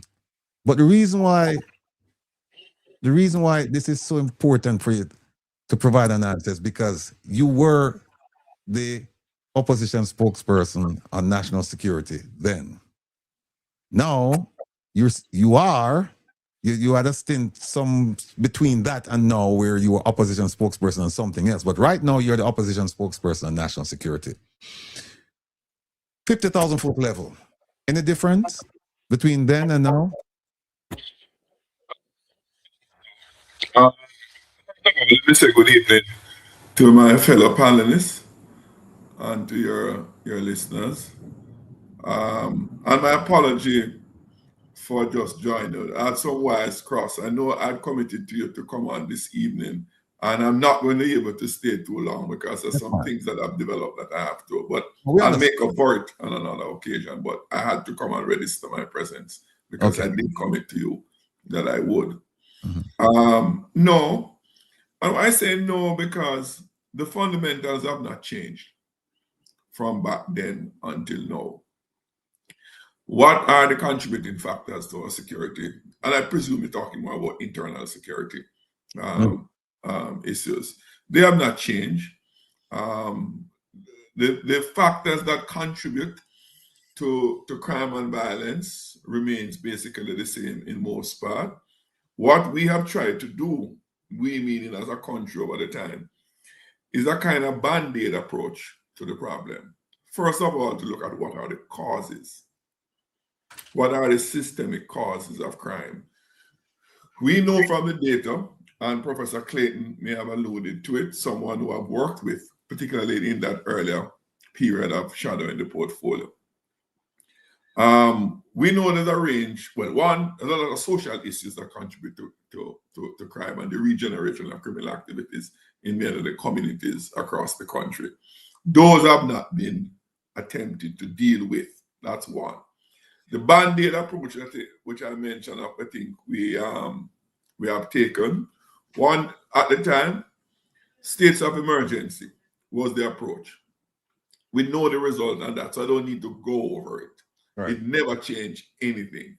Right. We knew that gang violence, gang activities was the contributor to most of the acts of criminalities and violence that took place in the country. And of course, the attempt and the approach was to target the gangs and to bring down the murder rate. And saying that, I want to hasten to say, from where I am, as a former police officer out of New York, made a point some years ago that I read off. For me, security is not just how much less murder we are committing or being committed in the country.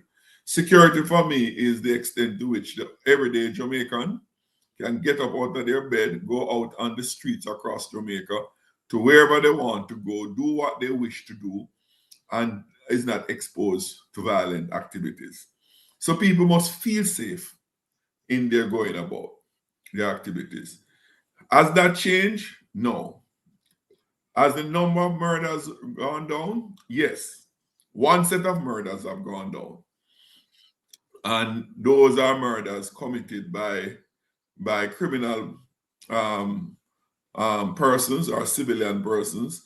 And another set of murders that we're having are those that are committed by the security forces. So the numbers are still high, just a matter of which side they go. Is a correlation between the both? I don't know. I've not seen any data to establish that. Mm-hmm. So all in all, to answer your question simply, has anything changed fundamentally? No. Okay. Somebody, before I get to Bobby, somebody asked, a dear friend of ours texted me and asked me to ask you this question. Says here, historically, crime figures were presented in Parliament every week. However, I understand that the current JLP administration discontinued this practice. Can you ask Mr. Jackson about this? I don't know them being presented in Parliament every week. I don't have any recollection of that.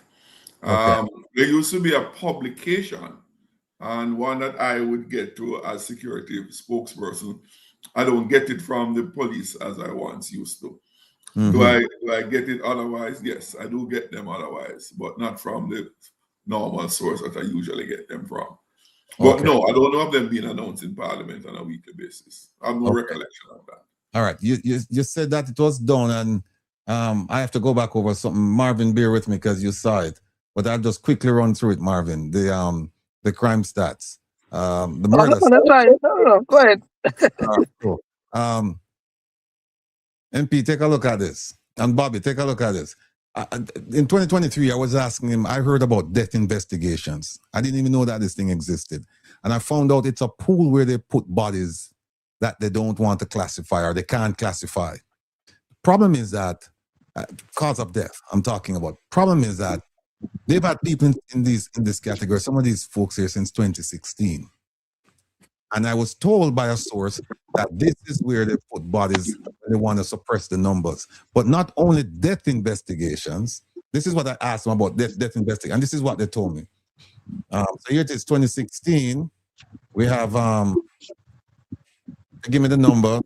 96. Right, 96, and then 2017, 91. And if you look, you see, there's always a carryover because they don't determine, the full number. So they always carry over. And here, 110, blah, blah, blah.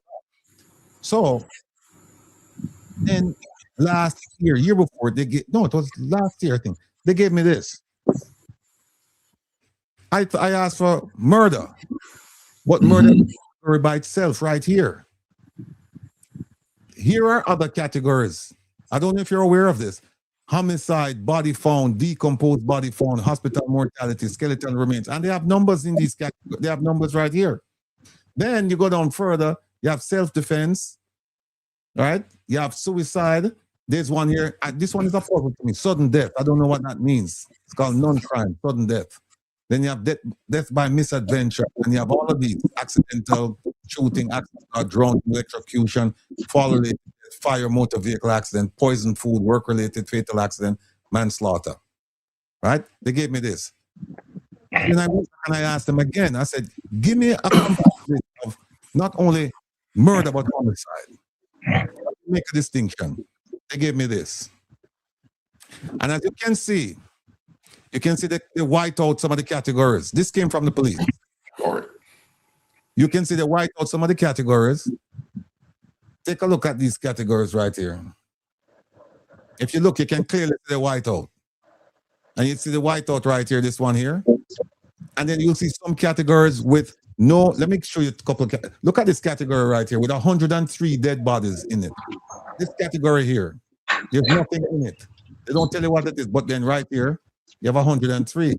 Look at this one here. Everything is gone. Everything is gone. This one, everything is gone. Look at this one, accidental wounding. There's nothing in there. There's nothing in there. Here's another category that's completely gone. This one, gone. But the category is gone.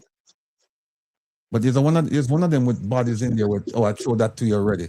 Then we get to JCF down here, fatal shooting. And you can clearly, you see this? They white out something. There's a dot right there. They white out something. And you can see right here, they didn't do a good job whiting things out. Apparently, they didn't know that white. Look at this. You can definitely see right here that it was white out right here with that line. And then look at this. There's nothing in these two categories. Nothing. Come back. Nothing in these two categories. That's Jamaican action. What was that? That's Jamaican reduction. So here's the thing, MP and Bobby. Here's the thing. I don't trust the statistics. Moreover, you know every year, whatever they give you, the first report they give you at the end of the year, you know if you go back and you check it in June, the number is going to be different. They're always different. I went and I looked at the numbers. But this is blatant. This is blatant, where categories are missing, but bodies are there. You don't have the categories identified, and then sometimes the whole category is gone with the bodies. This is a problem. MP, I'm suggesting this to you, sir, and I will send you this if you want. Please do. Yeah, because please. I was gonna ask you to do that. Yeah, I will send it to you. You just ask them, what about this death investigation group? Tell me about this death investigation where you put bodies in, and they're going to struggle to answer you. They're going to struggle because I have a source. I have several sources, and they told me this is where they put bodies to suppress the numbers. This is one of the places, but it's the main place because they always say, well, we're trying to figure out how the person died. And I was told that in some of these instances, it's very evident how the person died. I mean, you see a bullet hole in the center of the person's back, for example. And you say, I mean, if you're going to kill yourself, why would you go through all of this stuff to get the gun behind and shoot yourself in the back or do something? No, it doesn't work like that. So I don't trust the numbers at all. And the JCF, they know that I don't trust the numbers because I made it abundantly clear to them. And so I'll send this to you, sir, for you to peruse and do with it whatever you want to do. I'll send you the entire document with the 3 categories. And I will provide my feedback. Indeed. Thank you, sir. Bobby, welcome. Sir.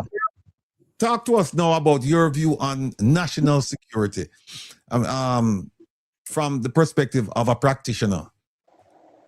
Why you always want to get me in trouble, boss? No, I don't want to get in trouble. I just want to educate the people, Bobby. Bobby, you're never out of trouble. Ah, thank you.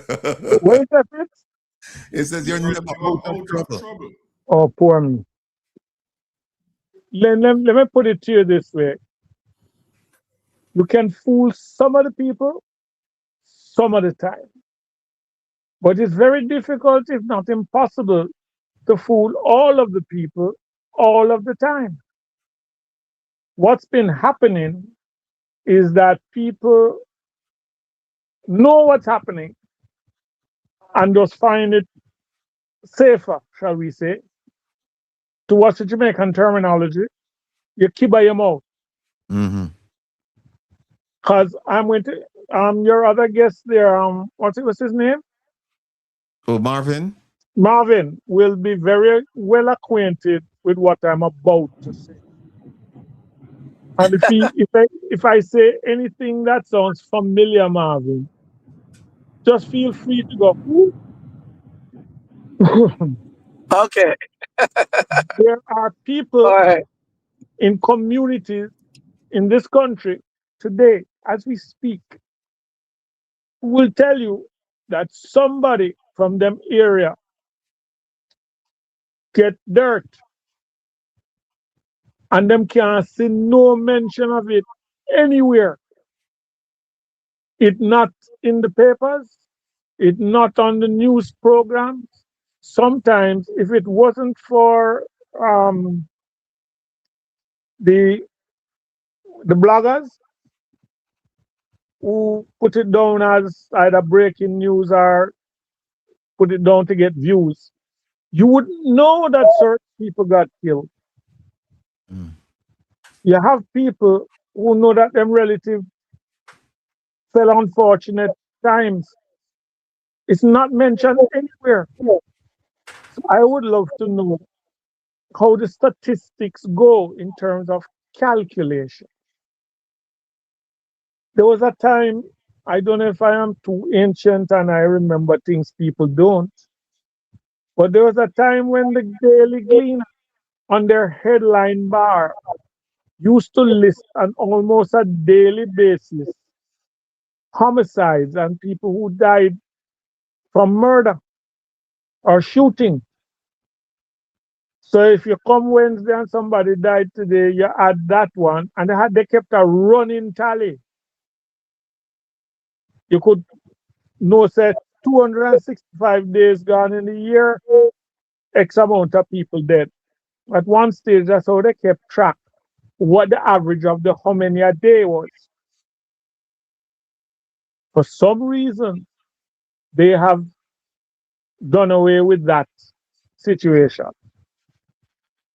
And as the MP said, there are times when people look around and realize that the incident they witnessed has not been covered anywhere. Some of those things that you saw about body found and all of that, they keep it in that category so as not to have to inflate the following numbers. People who died by violent means and people who them don't want to admit that there's something funny and they have not been able to come up with a motive or a modus operandi or whatever. So they keep it in that little category. So as long as you don't categorize it out in the regular place, you don't have to explain it. I said it to, so I might have said it to you. There are situations where the figures, it's a liar's figure, but figures don't lie. Although some accountants, I've had an ask an accountant once how much is 1 and 1, and him say how much you want it to be. No, it's a case where you conceal the true thing to be able to manipulate the impression. And I'm telling you, do a little, take out your calculators, add up the amount of deaths that have been attributed to malfeasance, gunman, whatever, stabbings, whatever. Then now, add up the amount of police involved killings. And I tell you that it is my feeling that when you put those two together, you'll find that the amount of homicides has not really dropped that much. It's just that the perpetrators of the homicide have changed. Mm. Now, I heard somebody say something the other day, and I turn and look at them. And if the murder not drop, is the source of the killing change. Yeah. I sent you something today. Yeah. I rest my case on that point. You want me to show it? Yeah, man, please. All right. This is folks, this is a kind of disturbing. And if you have children in the room, I would tell you to kindly escort them away from the screen. I'll give you 10 seconds to do that before I put the video up. It's very, very disturbing, and it's very what's the word I'm looking for?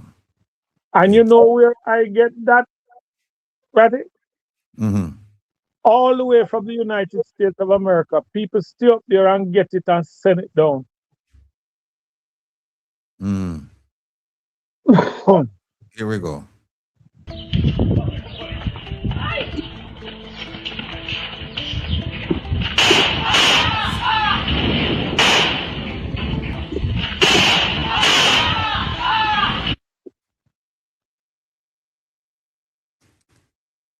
Very disturbing.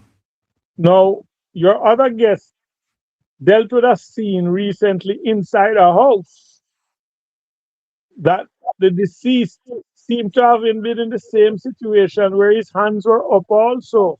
And it was done in front of his spouse and his child. And all know nobody not say what them find for him. But there's so many of these things happening that them just piling on top of each other. Right. Now I want anybody to explain to me and justify for me what just happened there.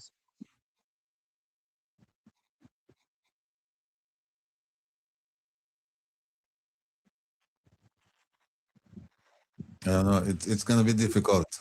I don't have anything further to say on the subject. All right, let me finish with this. Unfortunately, because of my chosen profession, it's like you're a doctor and you walk into a cocktail party and somebody says, "Doctor, I have a pain here, sir." That they're trying to get free consultation. I have people who call me and say, "Bobby, I have a situation. Can I get some advice?" That way, then get the benefit of what I have to say on the subject without paying the fee. Mm-hmm. Friend of mine who shall remain nameless called me one night and said to me, "Bobby, I need your help." I said, "What happened?" I said, "My son." I said, "I'm getting in trouble." I said, "No, what happened? Keep him out of trouble." I said, "Tell me what happened." I said, "Him like to go out late at night. Around 11, 12, we were at a certain age. It was time to start head for home. Mm-hmm. These days, 11, 12 is time to go road. And his son would have him license and thing, but him borrow the car and him gone on road all after midnight." So I know that the man is going to say to me, "How do I keep him safe?" So I start to give him the generic advice and thing. And him stop me. So, "Bobby, I'm not afraid of gunman, you know."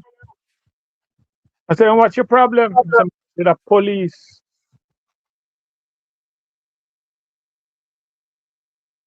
So you know what? Let me ask you a question, and Marvin, I want to get your take on this too. That sort of just triggered something in me. When people say, the question is Jamaica safe? And this is a topic that should be discussed at the conference in Jamaica, but it's not being discussed.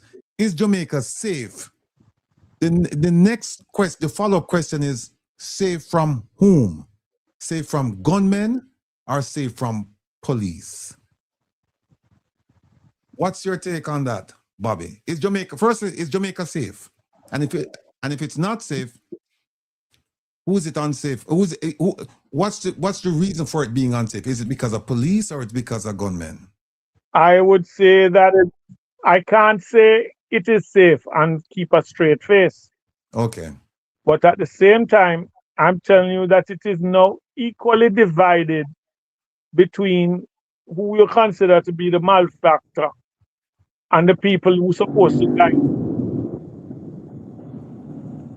I know some people that if them driving on the road at night time and the blue light go on dying, people say pull over. They get very, very nervous, and not because them have something. It's because they don't know how they're going to be dealt with. All right. Well, let me switch and ask Marvin. Marvin, if you can answer, because I know you're driving. But is Jamaica can you hear me, Marvin? Marvin, Yes, I can hear you. All right. Is Jamaica? Come on, I can hear you. The question is Jamaica safe? Yes or no? Security wise, is Jamaica safe? Jamaica is safe for a particular group of people. For the majority Jamaica of the, is safe for a particular group of people. for the majority Sorry? of the people, for the majority of the people in Jamaica, the ordinary citizens. Jamaica is safe. Jamaica is safe for who the persons who are in charge wants Jamaica to be safe for. So Jamaica is safe for who the security force and the government wants it to be safe for. Yeah? Yeah. And this is just my perspective, because every time you hear of someone being dead, being murdered, or someone who died, it's always somebody from a ghetto community. You don't hear of those gated communities and members of the upper echelons of society having to deal with hoodlums and whatever. So, and these people don't come out and protest about the high volume of crimes, be it from the police or from the civilians. And I'm not going to be the one to say that the crimes committed are mainly from police officers. That would have been an untruthful statement. We do have regular citizens who are committing crimes. The thing is that our problem is with the persons who are trained and are also paid to de-escalate situations and also to provide a police service and not a police force. So when you see a police officer punching an 82-year-old man in the face so much that his dentures break, I mean, for the love of God, you have to question and wonder what kind of communities. And it's an 82-year-old man from a ghetto community. You would not have an 82-year-old man from Beverly Hills or Cherry Gardens or none of them community, what we call rich community. You would never dare have a policeman do that. That policeman would have lost his job. He would have been sued. He would have been in prison. Had that 82-year-old man been the father or grandfather of a member of the upper echelons of society. I promise you that. And this is why I tell you that the country is divided where the people who are from those communities are safe. So Jamaica is safe for those people. Jamaica is not safe for the rest of us. The people in the upper echelons of society are not having their doors being kicked in at 2 and 3 and 4 a.m. in the mornings and are being told to get down on their face and have guns pointed on their children, telling them that the next time they come back, they're going to murder their children. This has happened to multiple Jamaican citizens.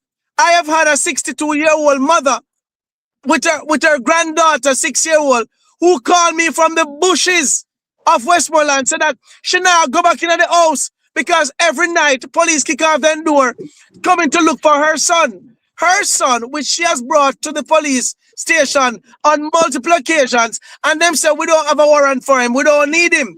And she can't understand why is it the police are still coming there. And trauma has forced her to be in the bushes. You do not have anybody from the upper echelons of society in no flipping bushes calling me, saying, Marvin, I don't know what to do. This happens every day. So I am the perfect person for you to ask this question. Is Jamaica safe? Jamaica is safe for the persons who are from the upper echelons of society. All right. Let me ask you this question and I'll move on to Bobby with the same question. Do you find that the people that you come into contact with, do you find that there is a decrease in fear based on their interactions with gunmen and an increase in fear based on their interactions with police? Or is it the other way around? That question is for me or for Bobby? For you, and I'm going to ask Bobby next. Yeah, man. As a matter of fact, without any bias, it's interesting that you asked that question. Members from Cherry Tree Lane, and I can call the community so as to verify what I'm saying. And if somebody wants to say, no, we have never said that. But multiple persons from the Cherry Tree community in Clarendon, yeah, have said that they prefer if it was gunmen just driving the level of fear in them. But indeed, it is the police. So, so there you go. And that's not just from one community. That's from multiple communities that I visited. That people are now afraid of the police officers than they are of gunmen. People are expected to have a reaction when it's gunmen that they know is targeting them. But to know that it's the persons who you pay to protect you, the lawmen, that you are afraid of. Rattigan, I mean, the people themselves out of their mouth, they more fear the police than gunmen. And that is serious. It's quite telling. It's really quite telling. There was a young man from Churchill Lane that was put up on Wanted Wednesday, who was not the person. It was a mistaken identity. I know the case. Sorry? I know the case. There you go. And The one the with them police, tell him that if sorry them never had to run to catch him or them would have killed him already. Tio. The police tell the young man that no, you found out that this is the wrong person. And the police proceeded to even tell the young man, so why you never drink some poison? And you're not gonna drink some poison and dead. The police look at the young man in front of other citizens to tell him, say, if me did catch you or that coming today, murder we murder you, here boy, you're lucky. And that the police are gonna tell the citizen who was wrongfully placed on their Wanted Wednesday, and he is not the first one to have been mistakenly put on that damn thing. And the fact that you've had more than one instances, Rattigan, how can you still be continuing with that? How can you still be continuing with your Wanted Wednesdays when your information oftentimes is wrong? But It's like very wrong. it's a very important point, you know. The mistaken identity came from their obtaining a photograph. Now ask me where they got the photograph from. It's Let him The get passport office. the passport office. all right. The young man from Churchill Lane, you know where they got his photograph from, Rattigan? No. He said when he saw the photo, he remembered that the police had picked him up in the COVID period when they were going around picking up the one of the youths them, brought him to the station and tell him to take off his shirt because they want to capture every tattoo with him. They have the young men them photo down there and just put them for Wanted Wednesday when most of them, I lie them a tell the people and pitney lie. They just have this ulterior motive to get rid of the people them. And I can confidently say it's a lie, given the fact that it's more than 3 times you've had mistaken identity on this Wanted Wednesday. So how are you making those mistakes? Those mistakes are not lightly. No, it's not a The young man mistake. from Manchester who they did it to right now is still traumatized. But do you know that when the man saw the photograph they had of him, he immediately identified it as a passport photograph?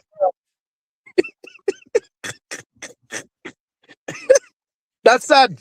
That is very. But that is a deeper symptom of a crime, you know.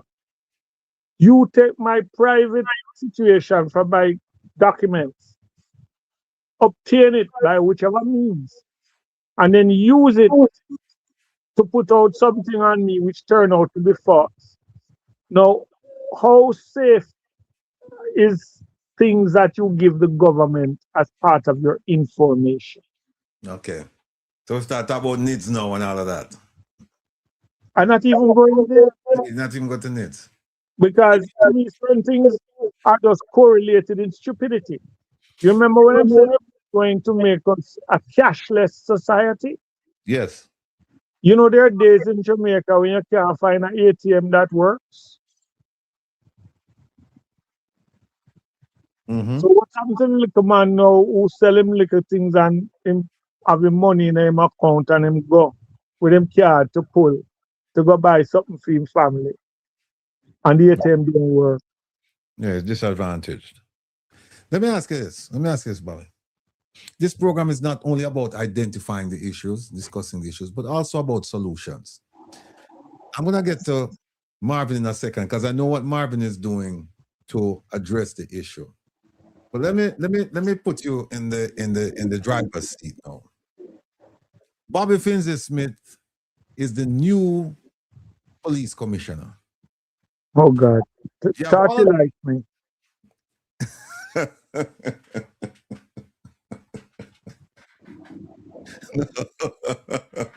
I missed that Rattigan. Sorry. I You missed. might give me a death sentence.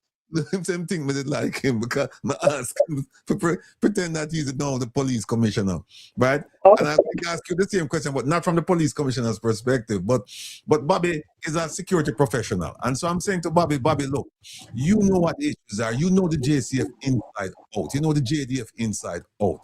You know you have your pulse on these communities. You know what's going on. Now you're sitting in that big chair up on Old Hope Road. And all of these issues are before you, and now you have to make decisions.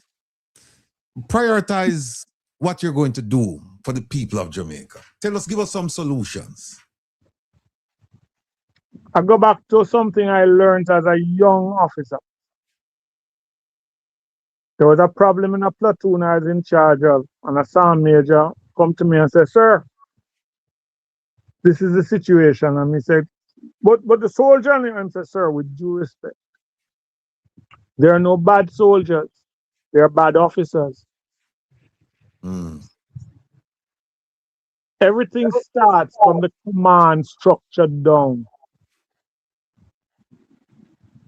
If you have an officer who is lackadaisical or inclined to be chummy, his unit is going to follow likewise. If officers do stuff, it's like when you're on parade, and you're inspecting a man's boots, him look down on yours, and you better believe that if yours not shine, there's not much you can say to him about his. The first I have done personal protection for Louis Farrakhan. And the first time I did it, I was amazed. I watched what I'm calling the Fruit of Islam set up an entrance gauntlet. And them search people when they're coming in. One at the front, him bend down and searching the pants, ankle, everything very quickly. And whilst him doing this, hey brother, nice pair of shoes, man. Where'd you get that? And so it going on up and up. By the time you come to the end of the line, you say to yourself, "Ratted, them just search me." Sometimes it's not what you do. How you do it. How you do it. Mm-hmm. You don't say to a man, "Hey boy, come out of the car." I've seen officers who do that kind of behavior, especially if the girl in the passenger seat is good looking. You must forget stripes by making the man who is driving her look small. And we still are at the point where everybody settles into, well, you are me right or left. That is not the routine.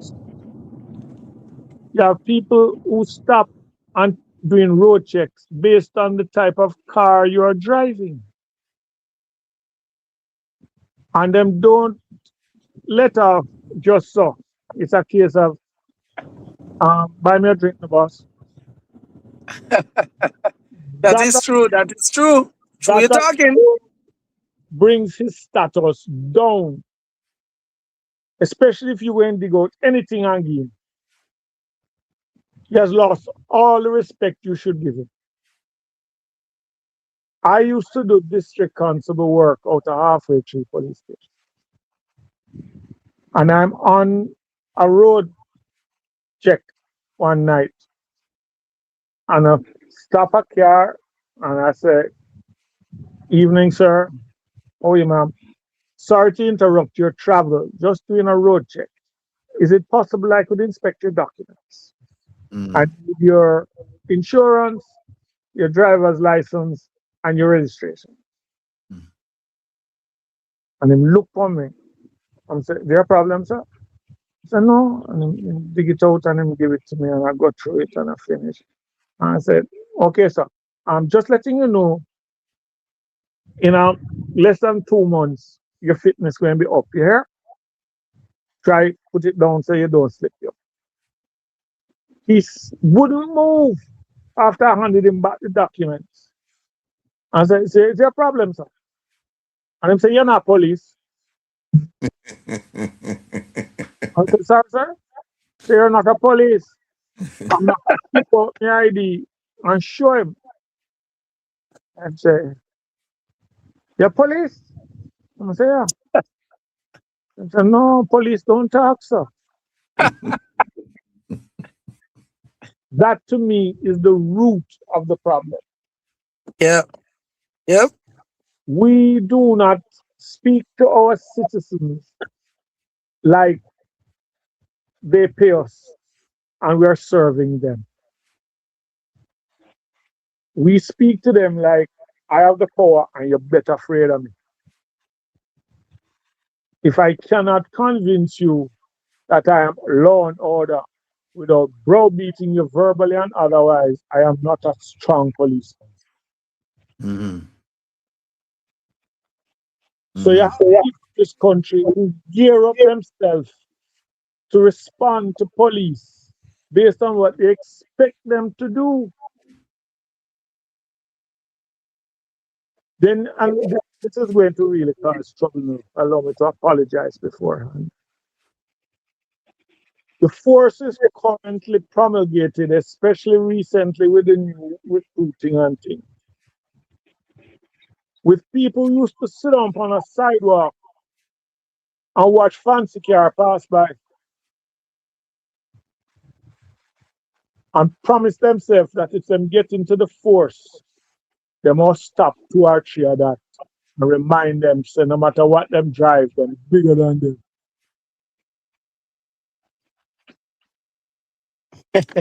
So let me ask this. Are you saying then that you would focus, or as a priority, you would make professionalism? Yes, yes. And human interaction. Human and humane interaction. All right.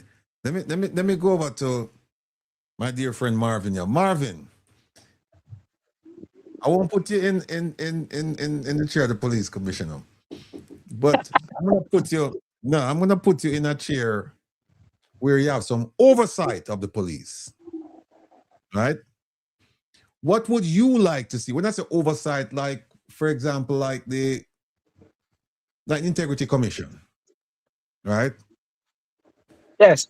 What would you like? Sorry. Whilst I'm sitting in the chair, every officer goes out on duty with a body cam. One that's working, and them have to turn it on, or they just have it on for sure. One that the minute it goes off, the control room records that it is no longer recording and notes it and asks the officer why not. Very good. Very good. Yeah, I agree. You're no an oversight body. What would you like to see the police do in terms of priority? Right? You have all of these issues. Tackle the most important one for me. Identify the most important one and tell me what you're going to do about it. I mean, Rattigan, it's difficult to sit in that chair in Jamaica. If it was another country that had morals and values, then you could understand the importance of an oversight body and that it would have had teeth. But we do have oversight bodies here, and the powers that be limits the powers of the oversight bodies. So Indicom is there. Indicom can't do a goddamn thing. But people blame Indicom every day. So Indicom now do this, Indicom now that, but Indicom can't do nothing. Indicom can't do nothing. Hold on there. When I drive through, let me add on my KFC. But there's nothing can do. Me add on my KFC. Bobby, let's move to Bobby then. Bobby, Yeah. In the oversight bodies. Mm-hmm. You're sitting there now. You're no longer police commissioner. You're in charge of one of these oversight bodies. Would your perspective be the same? Would you still say professionalism body cams, or would it be somewhat Not different? only that, I would add to it, I would ask in the budget for money for polygraph exams every 6 months. Everybody. I agree. I agree. And the polygraph is to be done by foreigners.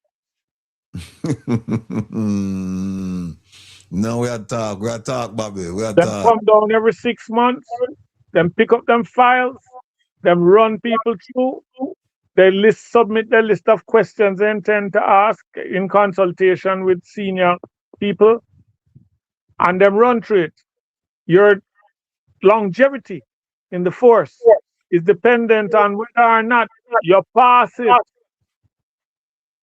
I like that. I like that. You don't have to punish a man if he's afraid to open his mouth. I like that. I don't know if you read it.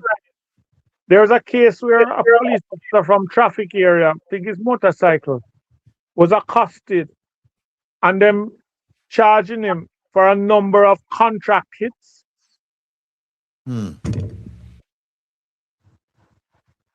Did that pass you by? I don't recall that case. Recently too. It was in papers. I do recall. If you pardon the pun, gun don't fire about it. Nothing ask how that.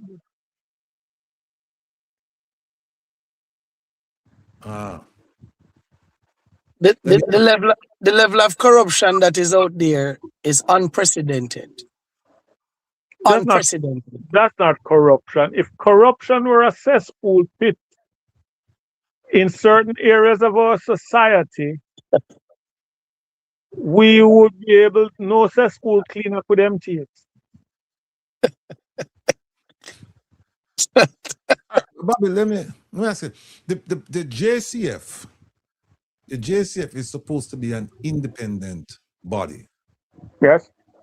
Free from influence by from politicians, etc.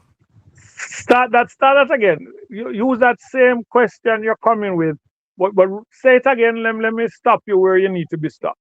The JCF is supposed to be. Stop there. Supposition bears no argument. Yep. All right. When I supposed to, let me put it to you like this: the JCF is charged with the responsibility of acting in an independent manner. Yeah. Right. Only one problem. What's the problem? The genesis of the JCF. Foundation. People, I have a lot of problems with people because my memory is long. When you get to my age and still have a good memory, people don't like you. Because I'm in a position, you guys are complaining about the leaves on the ground. I know who planted the tree and I watch you water it. Yes. There are two things you must remember. The difference between history and his story. Now, let me give you history. All right. The Jamaica Constabulary Force, as you know it, come almost straight out of the Morant Bay Rebellion. Right. And they were formulated with one aim in mind. Make sure that the niggas don't come out of the hill with any bad intent again. To protect the colonists. Okay. Yeah. And everything that sounds pretty and nice and structured are all geared towards give everybody a chance unless them come near the front veranda. And to stop them being near the front veranda, keep them off the street. What you do, yes, boy? I cut in the yard up the road, sir. For who? Where you live? Do you know that we have turned youngsters in this country unwittingly into criminals by making them find it necessary to lie about their residence when applying for a job? Them have to borrow an address. And the same form them filling out say, if you lie or state falsely on your application is subject to immediate dismissal. So you have people who are ashamed based on where them lay them head.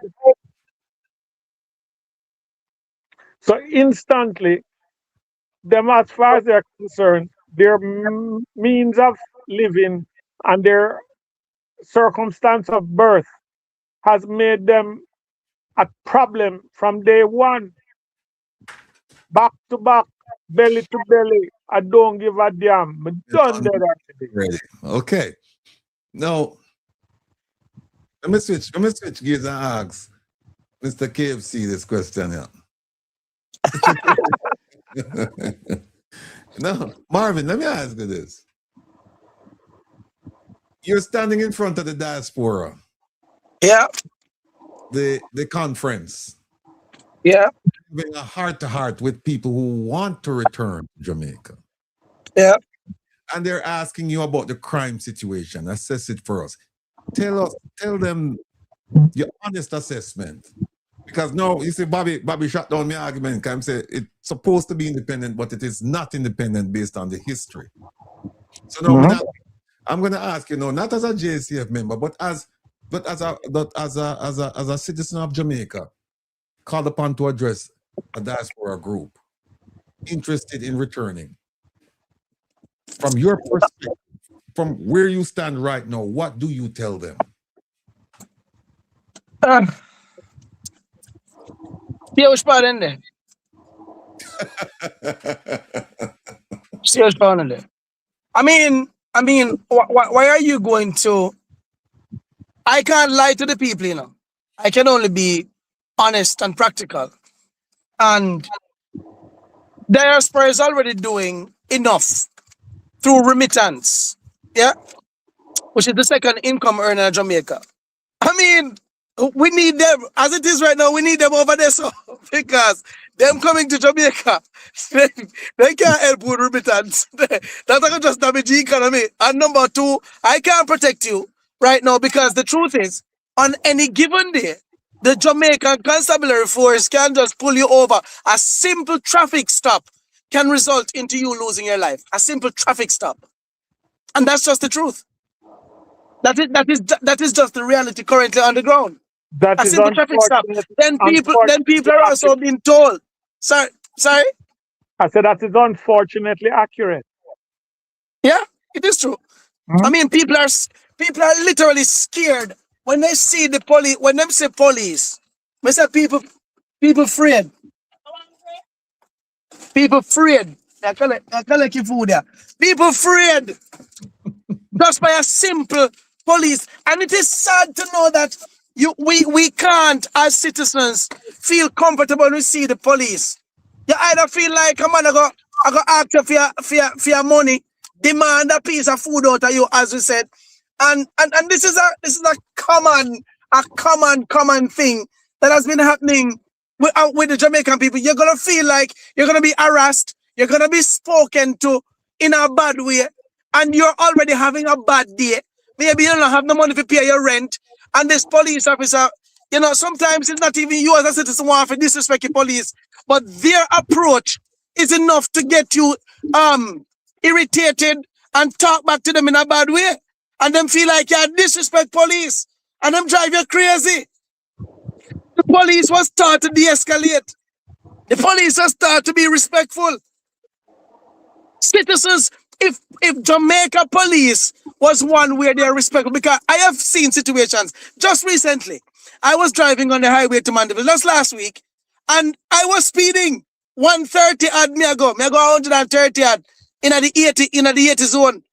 So the police pull me over. What me do? I don't become me a Marvin. I feel like no. As the man come, me take out my ID long time by the time he come my window. And I had it ready to give to him because I know. And him show me, said, no, man. He said, I know.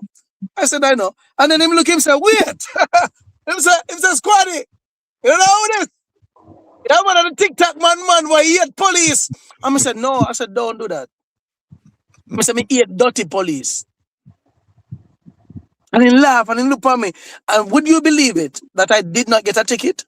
We ended up having a conversation with them telling me how some back money where the government have for them. Back monies where turn out where them work for overtime money where that was like Overtime. 4. Eh? Overtime. Yeah, man, overtime money where say man get them check for $4 million dep on it, but when and them end up getting 250,000. And you're like, what? 4 million company check and a 250,000 alone them get because everything else are tax. I am Everything aware. else was tax. But how do you bring it down to 250 from 4 million? What kind of tax? I don't know. Listen, I'm telling you And about a heart to heart. This is a heart to heart conversation with the police. You know?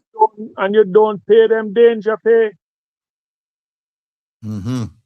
Yeah, and these police who stopped me eventually became a friend. One of them even asked me for my number because I say I want to start one business because I want to left the police work. Because I dirty work this. It from a traffic stop based on how I interacted. They interacted with me. It was the nice cohesion and respect in terms of how we exchange words and we talk. We end up become brethren.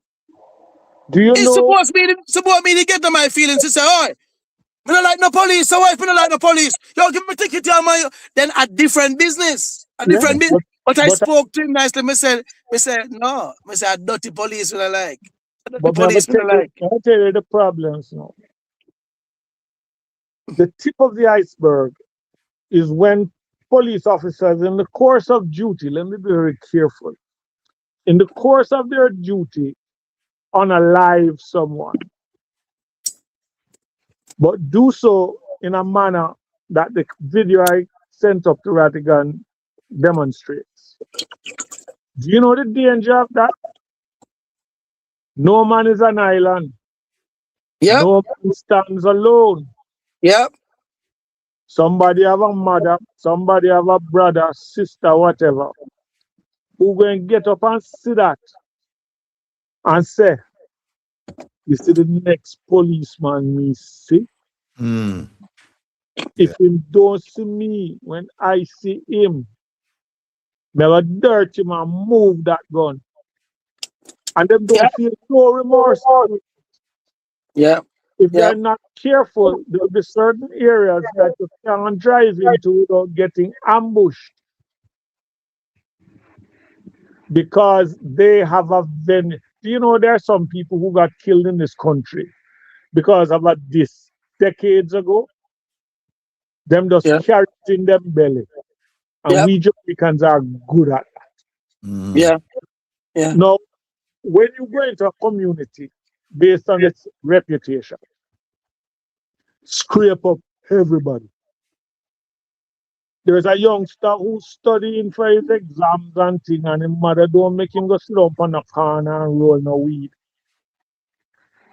And when him gets scrape up, the methodology is same for everybody. And you them in the cell with say to him, so you see, you know, I come sit down and have a beer and smoke a spliff with them. But you know, see them the bus you're behind too.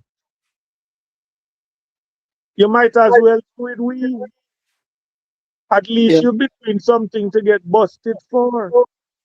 And that logic goes through the heads of certain young men and them say, especially if they have been roughed up and made to piss up themselves and things.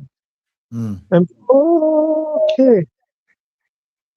Now I raise dogs, and I know that if you keep a litter of puppies in a kennel that is small, you are going to find the head of the pack very quickly. When you put food in there, everybody else will get beat up.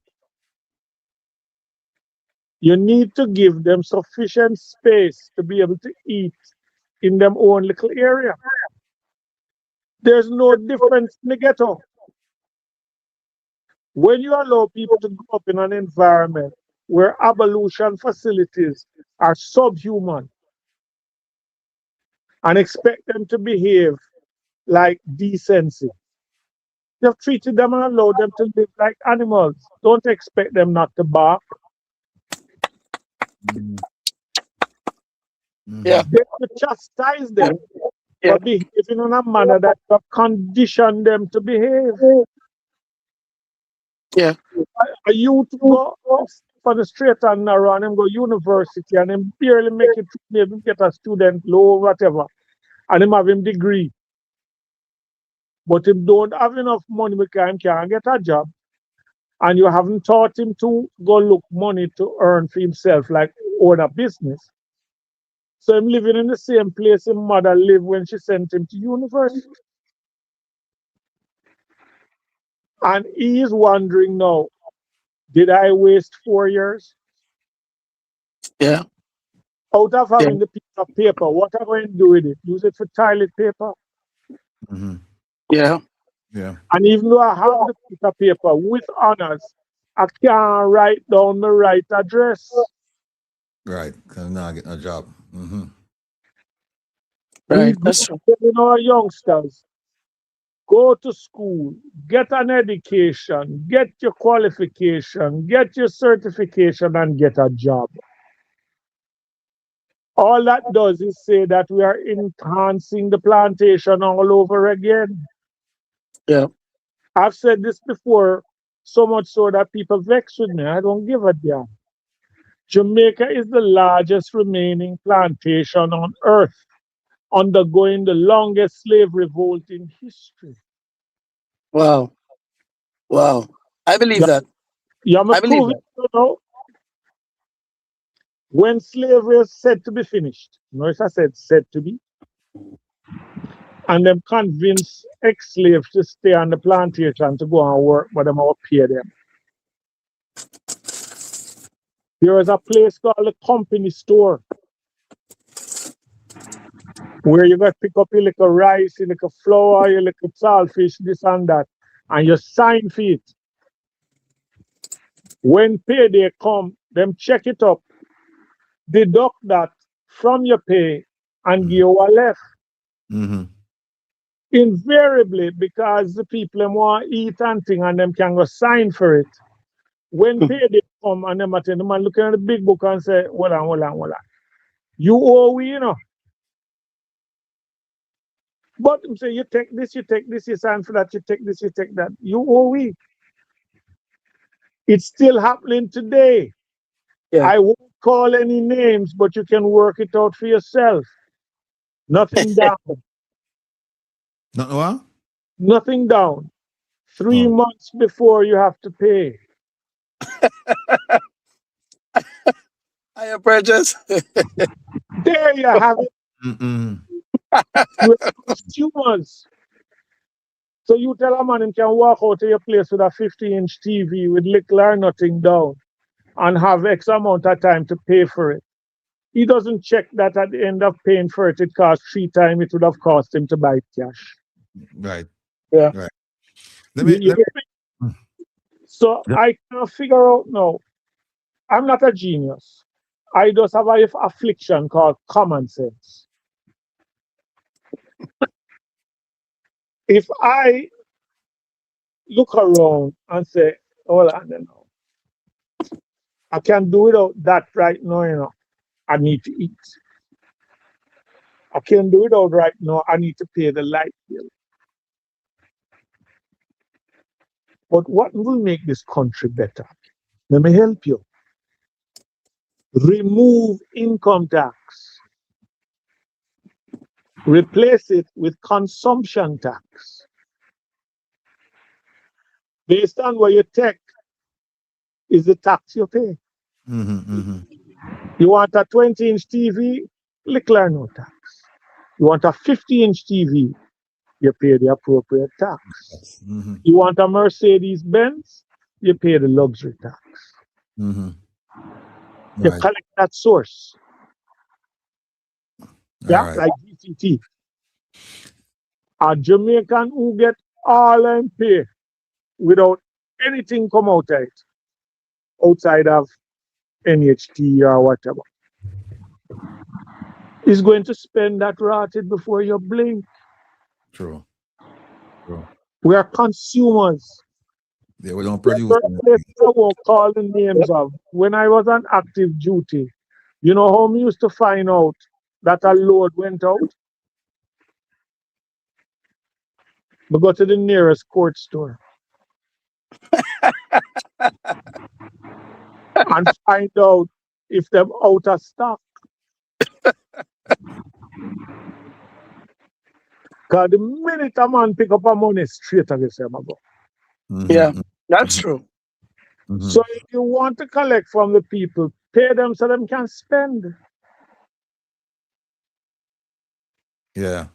Them And not. don't a man say, "Boy, I want a big market or I want a Benz." Of course, sir. Sign here. That'll be 45% tax. So what? It's a luxury item, sir. You can always have a pro box, it's not a problem. Ask the minister. Yes. Let me tap it about it, because Elaine just and I'm sure OT in the background. I'm sure she probably text me already saying that we have very little time left. We have about 20 minutes left. I know Marvin want to eating KFC. Yes, my apologies. Me hungry. My apologies. No, no. Here's what happened. Marvin, me know the chicken hot still, man, and Jamaica hot. So now gonna get cold pie. But listen to this.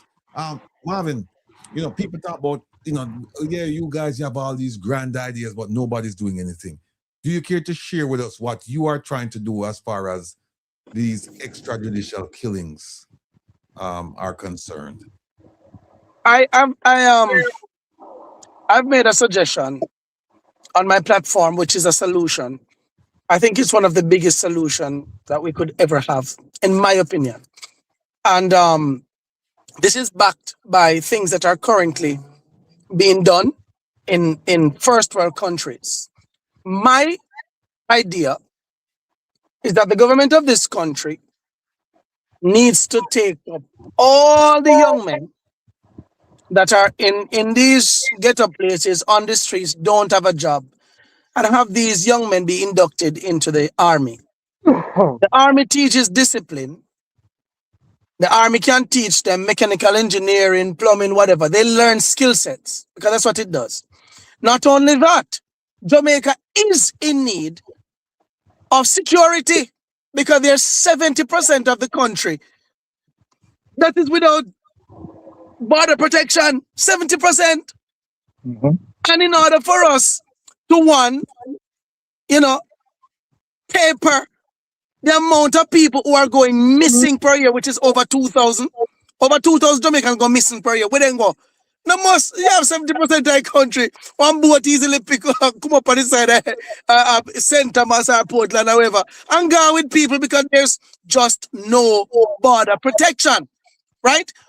Time can't be so serious, and we don't have serious border protection, which was a part of the topic that you introduced earlier from Rattigan.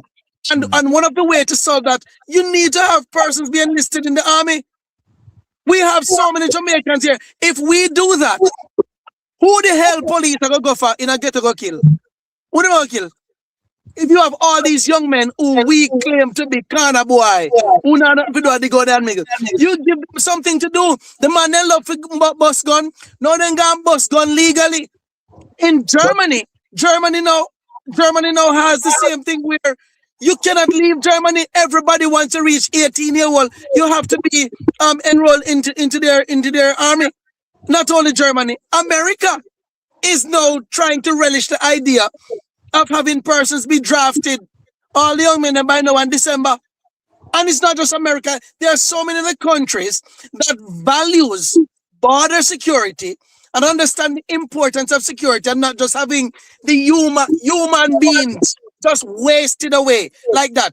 Our solution can't be that police get up and go kill them out because you're weakening the nation. When you remove so much men from our society, what are you leaving for the society? And you're the same one complaining that the country birth rate is low. So who are going to breed the woman them? When you remove so many men, who will impregnate our women? The people who are being the Prime Minister? The people who are being brought here from the United States as deportees. well, I guess that is their solution. And I mean, let me join your solution for you. Most people think army and they think uniform and rifles. Now let me take one solution and solve two problems. I would induct a whole heap of youngsters into the army, but I would induct them. The construction battalion would be the largest battalion. All them build things. Yep. Everything when you're building houses for the underprivileged and thing, the construction battalion build it. All you have to do is try to take loans from wherever to get the material, and we build it according to specifications, and you hand it over to people. Find a way to indoctrinate that into the NHT. I was in Black River during the storm, and I see some NHT houses that I couldn't find any steel.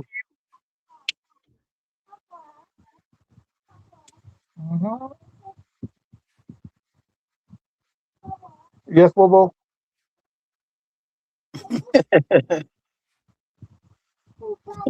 You're right, Bobby. My grandson, as Oh, far as I'm concerned, is him run my life. Well, and so What I'm saying essentially is that we need to take the problems we have, and each problem must carry a solution for another problem, not create another problem. Thank you. Thank you. Thank So you. if I enlarge the army, instill discipline, and teach skills, the plumbers, the electricians, the masons, all of it, go to places like UTEC and other places and start a competition amongst the situation there that has a competition for the most innovative design for safety and things. Whilst we're there, Yep. move Agreed. some of those people over to the forensic department. If you get certain amount of scores in CSEC or whatever, in science subjects, I give you a 5-year scholarship to UTEC or elsewhere, and you study forensics. We in this island, I got a contract once down at St. Augustine because I bid on it, and we beat Scotland Yard. Don't know if you know it, but UTEC used to be regarded, if I hope it still is, as the benchmark for the provision of security to tertiary institutions in CARICOM. now you used to run it, man. Yeah, and we put a bid in for protecting St. Augustine and beat Scotland Yard for it. Mm. And do you know what the man said? The wickedest backhanded compliment me ever get. So you know why you Jamaican boys get it, boy? Ain't nobody no crime like you. Wow. Wow. So we took what was supposed to be a negative and turned it towards our positive. We set up cameras down there that when you enter the campus, it follow you all over campus. We know about AI before AI even got the A. Bobby, Yes, let sir. me stop you right this up because we are running out of time, and you said something. Marvin asked a question, and it's a perfect segue to the last topic. Marvin said, with the birth rate going down, who will impregnate the women? And you said the deportees. Which saw a story today. And by the way, people, tomorrow night you have to tune in because tomorrow night is going to be as dynamic as tonight. Tomorrow night we have Dr. Alfred Dawes to talk about the health crisis in Jamaica. And we have Dr. Canute Thompson coming to talk about the economic crisis in Jamaica. So yeah, tune in tomorrow for that. But your answer to Marvin's question was deportees coming in. We just got a report. We just saw a report today. It's widespread now that the Jamaican government has engaged the United States government, and they're discussing a proposal for thousands of people to be brought to Jamaica because they have immigration issues in America, and so Jamaica will be like Eswatini, and there are some Caribbean countries that have agreements with the United States to house people that the U.S. government has deemed out of status. They don't want them. What are your thoughts about these people being transported to Jamaica? Your goodly president said, we are deporting the worst of the worst. They came from insane asylums and prisons, and we're getting them out. So, them transplanting them to us Yep. with what antecedents? Yep. That is the case. Eh? But So do we we? have a crime problem, and you're now going to refine it. Well, let me ask you this though: we haven't seen the agreement, so how do we know that is what it's going to be? Son, with due respect, Mhm. who would be eligible to be sent away from the United States to parts unknown based on the current United States government stats? All right. Well, here's the thing. Let me answer the question like this. I've read the newspaper account, and I really, to be honest with you, when I read newspaper accounts, I read them with a grain of salt because I like to see the agreement, the basis upon which the story is being reported. Because a lot of times, you see the headlines, and when you see when you see the source, it's not what the headlines, what they're Headlines are made to sell papers. indeed. But I'm trying to figure out now that they send them to Jamaica. First of all, we don't know we don't know what the agreement will say, or will say, because they said they're negotiating. No, but No, you know that's what? my problem. By the time we find out, it's too late. Yeah, but you know what I'm thinking. You know what I'm thinking? I'm thinking that back in 2016 or 17, the UK government said, we're gonna give you the Jamaican government. We're gonna give you some money to build a prison so you can take Jamaican people, Yes. Jamaican serving time, bring them back there. And the current government, then in opposition, rose up in arms against it. Yep. Indeed. Yep. So the question now is, why would you want to do it now? Why would you? And not only that, you're not taking Jamaicans. In fact, they said Jamaicans being deported wouldn't be eligible under this program. It would be other people from other nationalities. So why? Yeah, I mean, we're discussing it without seeing the full document. But I just want to get a sense from you. What are your feelings about this information that you have right now? I view it with trepidation. Okay, Marvin, how you view it? I mean, us talking about it is not going to change the fact that it's going to get done. Because it's the kind of governance that we have here. Everything is approved by governor generals and judges. Nothing is disapproved apart from us, the citizens, who see a serious issue with the matter. So I can't even give a perspective on it because it just don't matter. Even if we go Blackie Road tomorrow, it's still gonna go through because anything Andrew wanna say in Jamaica is law. So we not until the conditions here. Here's the problem. I'm sorry to alarm you, but here's the problem. I say it so in parting. The American government has shown by own behavior has very little problem with sex offenders, especially as it regards children. Wow. What guarantee do we have that we are not importing sex offenders? Wow. Wow. Wow. We could become a large version of Epstein's Island. And we possibly are. We possibly are already. Possibly, yes. So it will just get worse. Yeah, and We based on possibly are. there are people, and I say so without reservation, who have managed by trick or otherwise to arrive in the House of Representatives.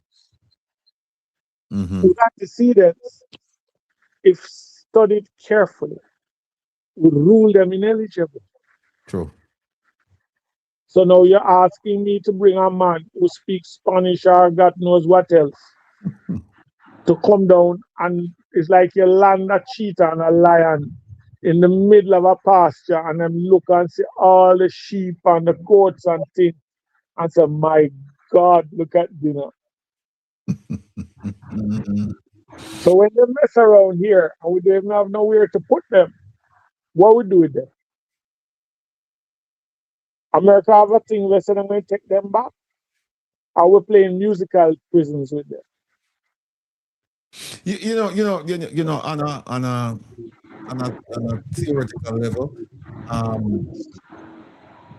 I'm looking at it and saying, well, the people, the government in charge to serve them, and so the people's wishes must be known, and so government will take the wishes of the people into consideration when making decisions. Here, you know, in some cases, you have them making decisions and not even consulting with people. They just do whatever they want. No. And you know what is wrong? And I'll leave you with this. And this, you can run with this, Marvin. Do you know what prime minister mean? What prime? Chief servant. Mm-hmm. Yep. Yep. We have lost sight of the fact that all ministers are our servants. Yep. So Yep. the inmates are running the asylum. Mm-hmm. When you see things happen and you say, but I never agreed to that, man says, sit down and take the ride. Yeah. And who's to blame? We, just put up, yes, that. Yeah. Because I tell you this much. We are running around playing tic-tac-toe and hopscotch in the minefield. And it's soon go boom. And if we're not careful, we play our cards, selling to the highest bidder until you better know Cantonese. I know you have your grandson there with you. I have to take care of him. And I know Marvin want dive another box of chicken. Let me see my look on it. Look on the chicken. Hope I didn't cause too much trouble. The chicken not running away, no, Marvin. It not run away. But I'm going to call Isaac Buchanan and tell him, say, yeah, he taught him chicken place. but listen, I just want to thank both of you. I want to thank MP Jackson as well for coming on. And of course, Professor Tony for a very lively discussion about the crime, the crime status in Jamaica, where we are, do we feel safe? And of course, we had to touch a little bit on the proposal for the U.S. government sending people to Jamaica, and that's a topic that's gonna crystallize in a few days or a few weeks. Hopefully, we'll get the agreement so we can get to analyze it. But again, gentlemen, I want to thank both of you for showing up and spending the time with us. We do this once every 2 years, so God willing, we'll do it again 2 years from now. But it doesn't mean that we won't have you on again, but not in this kind of setting. This setting is just every 2 years. So, Marvin, enjoy your chicken. We'll be in touch, my brother. Finzi, Bobby, the man himself. We'll talk soon. I'll leave you with this. Okay. It all depends on how you raise your children. To hell with everything outside. I have 6 of them, 3 boys, 3 girls. Mm-hmm. And if it sounds like I am boasting, I'm very proud of all of them. Yeah. Now I'm going to show you something very quickly. My grandson is 3. I bought a brand new pillow for myself. And don't take out a plastic yet, put on. And him just come and feel it. And, oh, nice for me. And I said, no. And him run with it to his mother. His uncle stopped him midway, take it away from him and bring it back. Where did I put it? He comes back into the room and says to me, is this mine? I said, no, it is mine. He leaves, goes away and comes back with a $10 coin, puts it in my hand and says, is this mine now? And I say, yes, sweetheart, go on. At this age, him knowing that wanting it, he must pay fee. Pay Yeah. for it. Trading. I am almost certain that I hope God will make me live to see it, that he will not grow up to be dishonest. Yes. And he asked, and when told, no, it's all right, it's yours, it's $10. We need to teach our children the value of things and the value of decency. Yeah. Message to all Jamaicans at home or abroad. Teach your children the value of things and the value of decency. And they'll Yeah. become ethical and successful human beings. Robert Smith, I want to thank you again. Marvin Edgar, stay safe, my brother. People are praying for you. Yeah, man. Back ahead and enjoy your dinner, and we'll talk soon. Gentlemen, Yeah, man. Respect. be well. Right. Right. OT, take we out, OT. We will fight for the people every day. Risk him life for the people every day. Get criticized for the people every day. Defending your rights, I saw him stay. We'll fight for the people every day. Risk him life for the people every day. Get criticized for the people every day. Defending your rights, I saw him stay. Say from him slip up all eyes on him. I defend the people, them set spice on him. Evil politicians spread lies on him. The Global Jamaica Diaspora Coalition kicks off its second biennial diaspora conference online Sunday, June 14th to Thursday, June 18th from 7 to 10 p.m. Eastern Daylight Time and 6 to 9 p.m. Jamaica time. Join this impressive lineup of speakers as they discuss and provide solutions to crime, agriculture, health, economics, tourism, and beach rights access. All are invited and it's totally free. No airline tickets, no hotels, no peddling. Just one diaspora, one voice. That's the second biennial diaspora conference, June 14th to 18th at 7 p.m. Eastern Daylight Time and 6 p.m. Jamaica time. Join us on YouTube channel Reason with Rattigan. One diaspora, one voice, one Jamaica. Sponsored by our people, for the people.